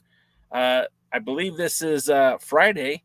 He's taking on the Demon Damien, and I'm not sure what city that is in, but you can see those are pounds, so it's in the UK somewhere. And then he's also fighting Easton Reese, from Scotland, who at one point did challenge Nick Aldis for the 10 pounds of gold. So where did he buy that belt, the Easton Reese? Yeah, that looks like something that's a sponsor plug right now. It definitely does look like a trophy smack title belt. But what I'm saying is, like, EC3 is putting in the work. But the problem with EC3 is he doesn't have a rival, right? And like I'm thinking about all the good world champions that we've had in the past, and we'll go even recently, right? Like, Nick Aldis for the longest time had Trevor Murdoch at the end of his run as champion, and at the beginning of his run he had Tim Storm, right? There was always that Tim Storm was kind of chasing that belt until Power. Before Tim Storm and Nick Aldis, you go back to Rob Conway. When Rob Conway was world champion, like he was dealing with both Kojima and Tenzan. I mean, not only in singles matches but in tag matches. So Jack Stain. Yeah, and Jack Stain was his buddy though, his partner. Yeah, it was obvious he was set up to be his rival too. Yeah, well, and then going to Tim Storm and Jack Stain. I mean, like Jack's biggest rival was Tim Storm. And it was like they had been feuding for years, even before the world title was in the picture, right? So there was that build, and then you go back to, unfortunately, I don't feel like Cahagas had that chief rival. It could have been Damian Wayne if they would have played their cards right, but that never really came to fruition. But you had Adam Pearce and Colt Cabana literally had the blueprint to book a long-term storyline on the independent wrestling scene, and that feud for the 10 pounds of gold lasted multiple years with multiple reigns by both men as champion, right? Going before Adam Pearce and Colt Cabana, it was Blue Demon and Adam Pearce. It wasn't just a one-off match and then move on. It was always talked about. It was always on the lips of the voices that we were watching on the program. So when Blue Demon cuts his promo about how he's going to defend the title against Joey Ryan later in the show, when Adam Pearce came out on camera, he was demanding his shot at Blue Demon Jr. It was always a build toward that title match. And it's always been like that. You go back to WCW, Jim Crockett Promotions, Ric Flair always had a rival. No matter who he was wrestling, there was always a build to something else, whether it be Lex Luger, Sting, Ricky the Dragon Steamboat, Ronnie Garvin, Dusty Rhodes, Harley Race. There was always somebody in the mix. And even when Ric Flair lost the belt to Kerry Von Erich, it wasn't like a long-standing feud there. It was still like that was just another match that was happening. So, in DK, you correct me because you lived those times. But Von Erichs all have feuds against Flair, against whoever the world champion was at the time, which was either Harley or Flair. Real quick, I stand corrected. That was a Welsh flag, not the Scottish flag. I should have known better. But again, the point I'm making is what hurts EC3 is that they haven't built up a rival, right? So like his first, he slays Tyrus. He surrenders the national title. He slays Tyrus. Then what? He gets Jay Bradley. Cool. Good match, fun match, exciting match because he was in a position where he was fighting another guy who was bigger than him, was punching up. Cool. Lost. Then his next title match in the NWA was against Jack Stain. Again, taking on a big dude, former champion. Cool. Where was the build? Where were the back and forth promos? Where was the social media? Okay, so then we get that. Then as we're going into CW territory, we get this hardcore death match with Matt Cardona. No build. Zero build. There's not been a good build for EC3. They have done him such a disservice by not just saying, okay, hey, look, Tom Latimer is going to be the guy. So Tom Latimer challenges and loses, but you know what? Tom Latimer doesn't disappear. The next week he's, hey, you screwed me out of my title. I should be the champion. Something. Give me something. Build up somebody to be his rival. You haven't done that. Everybody should. Sorry, I didn't mean to cut you out, Jay. No, you're good. Everybody should be talking about the EC3 right now. Thrillbilly should talk about he wants to get revenge against EC3. Yep. If Latimer's still there, he needs to talk about how EC3 screwed him over. Who else is even in the company that matters at all? Trevor Murdoch should be mentioning him. Who else is there? Jack Stain. Yeah. Everybody should be having EC3 on their breath. One thing, with the Jim Crockett Promotions always did. All the contenders to the championship always had Ric Flair on their voice, and all the heels always talk about Dusty Rhodes. And it will never not make sense to build up these guys. And I don't care if you're gonna the next pay-per-view, the next Signature Live event that DK and myself will be at is going to be at the at the Crockett Cup. And on the poster for Crockett Cup, I mean, there's zero build for it, but we know it's going to be Sam Adonis versus EC3. And again, because of the way that they're kind of bound to CW, they don't have a chance to build up some of this stuff. They're not going to bullshit. You could be building it up. Okay, you could be building it up. Maybe they can't. They have to announce the match early for the CW thing. So why are they not building up 2 months in advance? Yeah, well, so look, we have Crockett Cup on what date? May the 18th in Forney, right? Well, there's TV tapings next Friday in Tampa and Saturday in Tampa. So, if Adonis isn't on that card, there will be zero build for that event on May the 11th. Who's Sam Adonis anyway? You're not familiar with Sam Adonis? The name sounds familiar, but I don't know why I know him. So he was there as Rudo. Yeah, he was briefly in the NWA as El Rudo. He is the shoot brother of Corey Graves from the WWE. All right, yeah. Actually, yeah, he used to wrestle up, I think, around here for a while. Yeah, and he, most famously now, he works for Lucha Libre AAA. He's one of the top heels of the company, of course, because he's American. That adds a lot to it as well. There's another example of who cares? He's top wrestler in AAA. Right. Why the NWA wrestlers need to care. Right, and I agree with you on that, and that's why they need to build it up. And I feel like the biggest disservice that the NWA is doing is oh, hey, we got Sam Adonis is a good wrestler, right? He's going to be entertaining. His matches are going to be fun. Maybe they'll have him cut a promo before the match airs on TV, and it'll be a good promo. But you're not selling the match. There's no Crockett Cup. Crockett Cup is interesting because it's the Crockett Cup. The title match is almost insignificant, but that doesn't mean you just throw somebody on the card. You build up, you build somebody up, you give us another reason to buy this ticket. Again, I think one of the things that's hurting the NWA, because there isn't this build up to a pay-per-view and it's just continuously TV tapings. TK said the same thing earlier, yeah. It's not building up to something, so there's no need to have these things. They don't need to sell anything. That's why they're not selling anything. And then what the thing that sucks though is then you have these events in Alabama where they're just so starved for wrestling that give us anything and we're gonna pop for it. And that's why they're able to announce for December 14th, 2024, they've already got a pay-per-view lined up, or a Signature Live event lined up for back in Alabama, because the Alabama fans are hungry. They want pro wrestling, and it's not like a stop for the WWE that often, or AEW or MLW or anyone else. So yeah, dental care.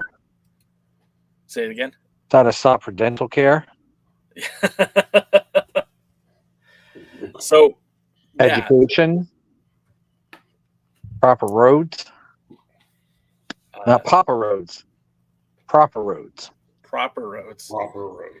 I just picture Dusty wearing a top hat and a monocle going, now hear me, my good sir. Have you experienced these difficult times?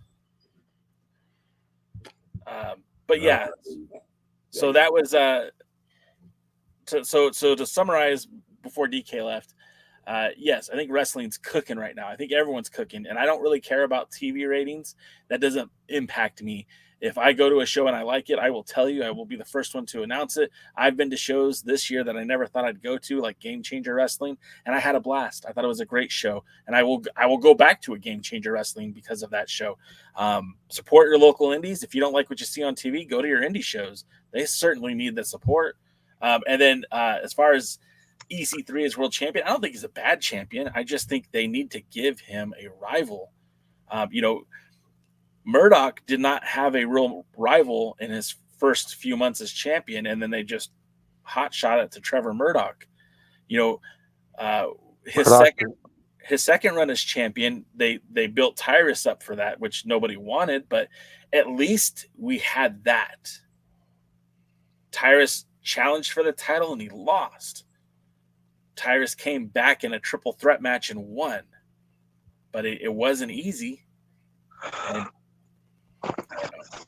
I thought they had some wrestlers for Murdoch though. Like I thought Knox was one. I thought Cardona was one. I thought Adonis was one, maybe for Trevor. No, they bought with his first run.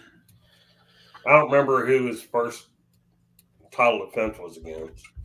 I'm pulling it up right now. Yeah, but that's when Mike Knox attacked him in the cage, or may not have been a title defense. I think he was in a tag team match, wasn't he? He and Aldous teamed or something. I don't remember.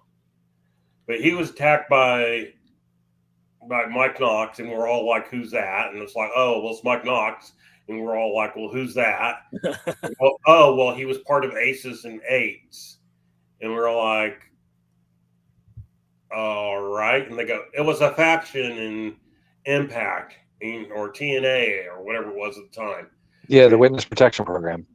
Yeah, and you're like, oh. And then I guess he had been somewhere else. I don't remember where. He did WWE CW too. Yeah, and so, okay. But nobody knew he was. Nobody cared. So for Trevor Murdoch's, his first run lasted. He won the title in August and then lost the title in February. And in that time, he defeated Nick Aldis at the 73rd anniversary show. Then his next match would have been at the SICW event in Missouri against Attila Khan. Then he would wrestle Mike Knox at Hard Times 2. Then he would wrestle Knox again on an episode of Power for the title. Then he would have a non-televised title defense with the Hope's the Hope Alive charity, the Pope's Hope Alive charity, the Duval Brawl. That's where he wrestled Gangrel in Florida, and then would lose the title to Matt Cardona in Oak Grove, Kentucky, for that live NWA Power event. Power. Then he would regain the title in a four-way match when Matt Cardona was injured by defeating Nick Aldis, Sam Shaw, and Tom Latimer. He would wrestle Tyrus at the 74th anniversary show and retain the title. Then he would lose the title at Hard Times 3 in New Orleans against Tyrus, and also Matt Cardona was in that match. And that's it. That's the book on him. So not a very long reign as world champion. I think in total, he held the belt for just over 300 days, over 2 runs with the belt. So, not a whole lot to write about. They never really gave him a solid rival either. Cardona could have been the guy, but they gave Cardona the victory in their first matchup. They didn't build up Cardona then either, and that's the problem that they've had since Murdoch won the titles. They haven't really built up a good challenger. Even EC3 wasn't really built up. Yeah, he won the national title, but who did he win the national title from? Anyone remember? Was it Scion? Yeah, I think you're right. I think it was Scion. I'm going to pull it up right here just because I don't remember. You're the NWA peeps. You're supposed to know this stuff. Yeah, but that's how irrelevant it's been. That's how. I bet you Dave Scooby would remember it. Maybe. So EC3 won the national title by defeating Scion. He defended it against Carnage, Silas Mason, Tom Latimer, Silas Mason, before dropping it to challenge for the world title. Yes, I always remember that was very exciting. After defeating Thrillbilly, he's holding the title up and drops it in the ring, and the ring announcers immediately knew what that meant. Well, that's their version of the Money in the Bank, I guess. You drop the national title to get a shot at the championship. Maybe you have to defend it 7 times or something. Who knows? stupidest thing. Yes. Roswell says, "Stop dropping belts and no three ways." I'm with you on that. I think we've expressed it enough. I think that nobody on here likes the idea of dropping the national title to challenge for the world title. I get the whole idea with the TV title because they're using a premise from some Chicago program that Billy Corgan grew up watching, where it was more of a beat the champ title, and after you've defended that title 7 times, you would get an opportunity to challenge for the next title. You would surrender the title and either get a paycheck or an opportunity to challenge for the world title. So that I get. I can understand that. I don't like it, but I can live with it. But now we have the national champion who, you're the national champion. You shouldn't have to forfeit your title to challenge for the world title. And the precedent is there when a lesser champion wins the world title, that's when they forfeit the title. It shouldn't be a collateral for a title shot. Yeah, I think I'm mad at Adonis for first doing that, and I think that's why now everybody thinks it's a thing. Now Billy thinks it's a thing because nobody else seems to be happy about that. Also, I hear, by the way, I'm being dragged to the ECW arena to finally get you inside that building. Well, yeah. Well, I mean, the ticket's been paid for, brother. But yeah, I did mention that DK and I will be at Hard Times, but excuse me, I keep saying Hard Times. We were at Hard Times. We were at Hard Times. We're going to Crockett Cup. We're going because to apparently being around DK is hard times for Jay. I liked it so. I liked it. It was so nice. I'm doing it twice. That's called masochism.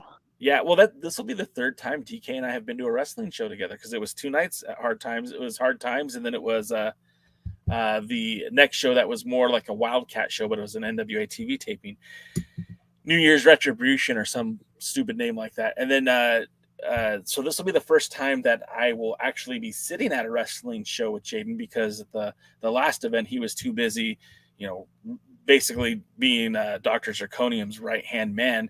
And so I had to sit with some Canadians and Mr. Dave Scooby, which I enjoyed all that company. But yeah, it was I didn't get to hang out with Jaden during the event. And we drove to the ECW arena, and it was closed, and I got to peek inside, and I even took a picture. I could see inside the building. Do you have pictures? What's that? Of you in front of the 2300 arena? I don't know where that picture is, but I do know that Dave Scooby said the Revolution Rumble. That's correct for what was in Chalmette. But I did take a photo inside the building, which was the closest. Outside the building? No, I literally took the camera and I put it on the glass of the inside of the building. Yeah, I could see inside. And so like that's been on my bucket list. Like I wanted to see a show there. Obviously wasn't going to be an ECW show. I thought maybe at some point I would be able to see an MLW show there. So it's kind of cool for me. I'm going to be able to kill 2 birds with 1 stone. I'm going to be able to go to the ECW arena. I'm 3 birds actually, because I'm going to see my pal Jaden. And then we're going to be sitting front row for the 76th anniversary show, which is pretty cool. I'll make sure to wear my dog shirt. No, you're going to wear an Alliance blog shirt, and you're going to like it, pal. Okay, I got an Alliance blog shirt. I got a couple of them. No, you're going to get a new one. These are the summits. These are the summits. You're going to get a new shirt. Are you going to make the shirt up? Hell yeah, I am. And I'm going to bring some for all of our Alliance friends and family who are going to be there. Can mine say, Jay drugged me to this NWA event. All I got is this Alliance Summit T-shirt. What I could do is I could send it to you early, and you could go get that monogrammed wherever you want. I'm thinking about putting like a QR code on the back of the shirt, so like if someone behind me sees it and like has their phone out to take pictures of the show, like, and then they all automatically subscribe to the YouTube channel. That's a smart idea. It is. That. I'll do it to mine too. I'm not as big as I used to be. I'm getting lighter, but still, I take up some space.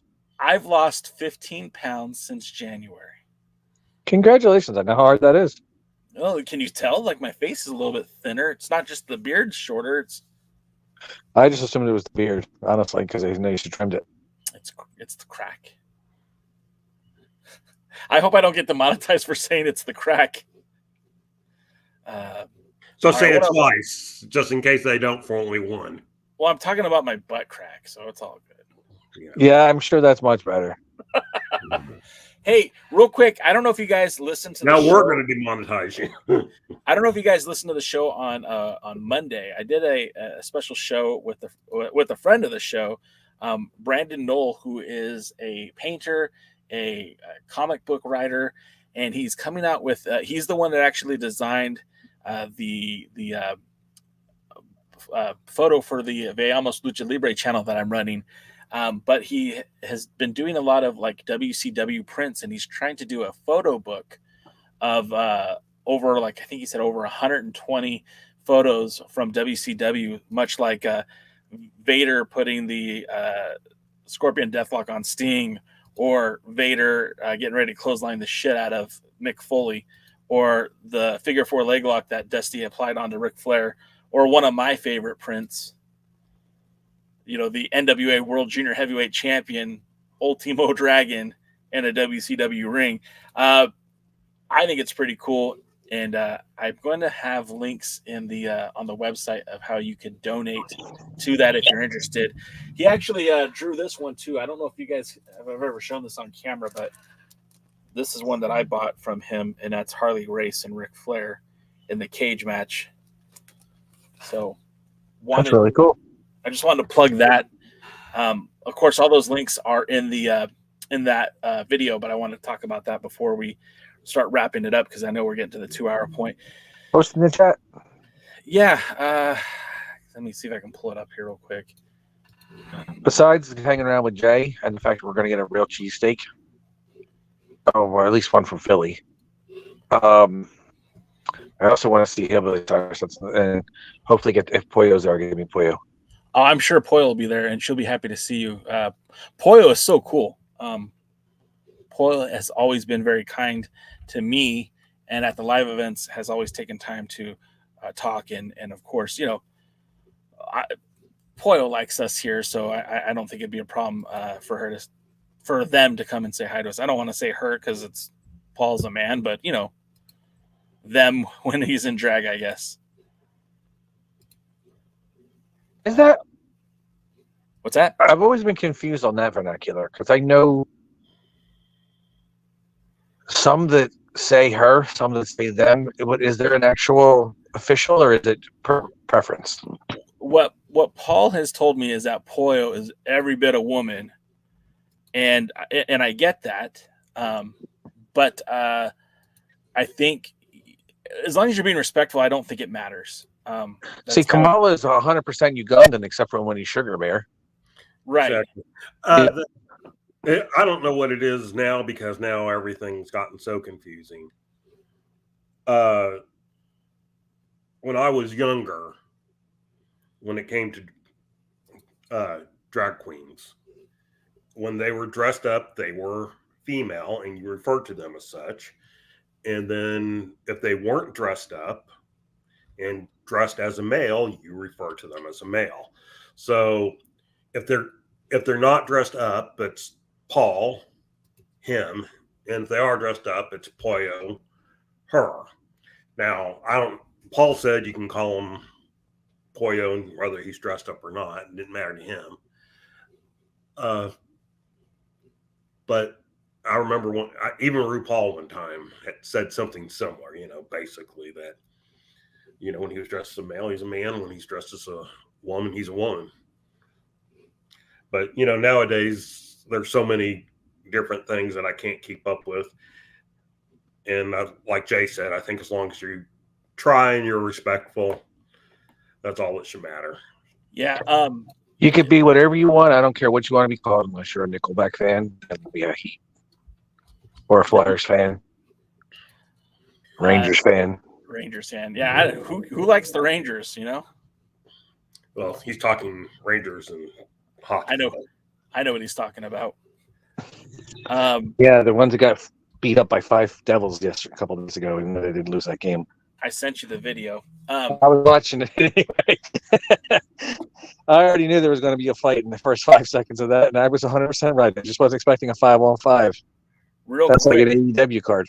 Real quick, I want to just address Roswell, who has a question. U.S. Tag Champs are the Immortals, which are Odinson and Kratos.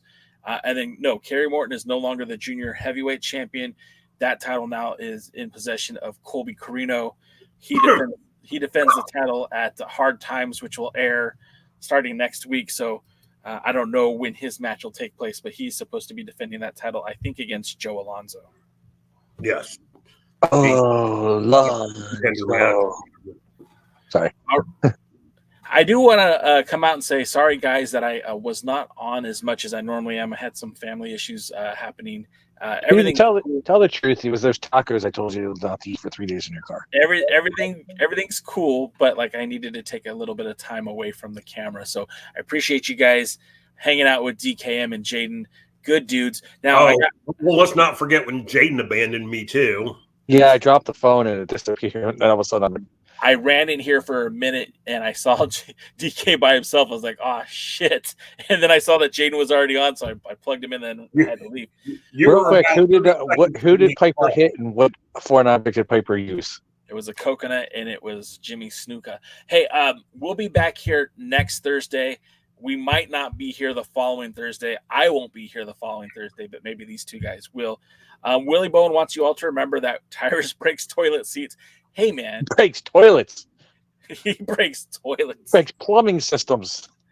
Like sewer systems. And then the water's just shooting out like a giant bidet for him. He used a fire hose for that. Oh, God. Probably does what Andre did. Just takes a shit in the bed. I thought it was a tub, but The tub. Oh, yeah. okay. Turns on the water, sits in the tub. And what does he do? Step it down? Just lets the water run it through. Like Thumper, he starts thumping it down. Oh, God. At least it wasn't lit on fire in a bag. It's not like he could take a shower. So, How bad did he smell? well, according to Jim Duggan, pretty damn bad. All right, guys, that's going to do it for us this week on the Alliance Guys podcast. Again, we are everywhere on social media at the Alliance Blog. You can follow us on YouTube if you're watching us there. I know we're on X. We want to thank Adam Pierce for popping in and saying hi, guys. Haven't heard much from him as of late. So I heard Tyrus showers at Niagara Falls. Tyrus is a septic tank. Mm-hmm. No arguments.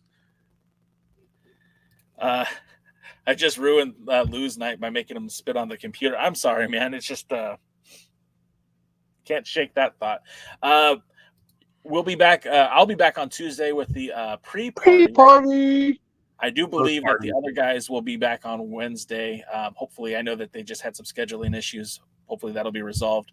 And then we'll be back on Thursday. I'll be live in Arizona, I think. I don't know if I'll be home yet. I'll let you know for sure on Thursday. So, real quick, Jaden, what dog events are coming up for the fans to witness? 1 week from today, which probably means I won't be on next week, Dangerous Adrenaline Wrestling Gladiators will have their event at Rowan University at the Chamberlain Student Center, the pit inside the Chamberlain Student Center. The World Wrestling Grand Prix heavyweight champion Chris Steeler is scheduled. The Dangerous Adrenaline Wrestling Gladiators heavyweight champion Breaker Brent scheduled. The Dangerous Adrenaline Wrestling Gladiators tag team champions, the Old School Empire, are scheduled. Goldie, who you may know from the Monster Factory documentary and from New Japan Strong, is going to be there. And the returning Busky, Eric Martin. Yeah, Busky's back. He's going to have his first match back since his suspension. And ECW original Jim Molyneux will be there. He'll be in charge of the senior matchmaking, so he'll be making the cards and putting things together along with Dr. Zirconium. And you'll see a lot of great action going on. And Daredevil Dave Bell. Yeesh. Yes. Talk about big pieces of shit in the bathtub.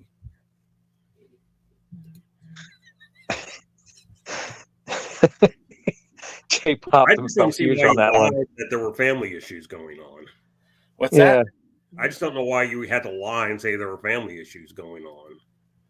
He was taking a Dave Dahl in the toilet. Oh my God. Dave Dahl in the shower. Yeah. I don't think the shower's big enough. You might need the pool. I hope he remembered to wipe his Corgan. Oh, Jesus Christ. And then there's one in a couple weeks at the Rowan College of Burlington County. Never heard of them.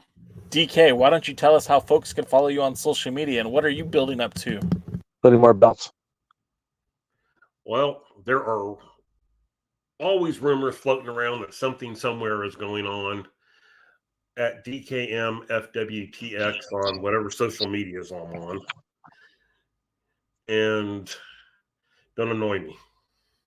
Send them cat videos of girls' booties, people getting hurt, some old school wrestling stuff. And Yeah. DK's actually pretty happy. Amateur wrestling stuff. Oh, yeah, amateur wrestling stuff. I gotta forget that. Amateur wrestling stuff. And people getting knocked out. He seems to enjoy that too. Nice. Brutal knockouts. Whether professionally or just happen to be in a Denny's, he seems to enjoy it. Yeah, that's pretty much true. All of it. Someone on who was it? Was it Lou? Somebody on X sent us well, didn't send us, but tagged us in a thing of article on butts. Yeah, I think he might have been hacked.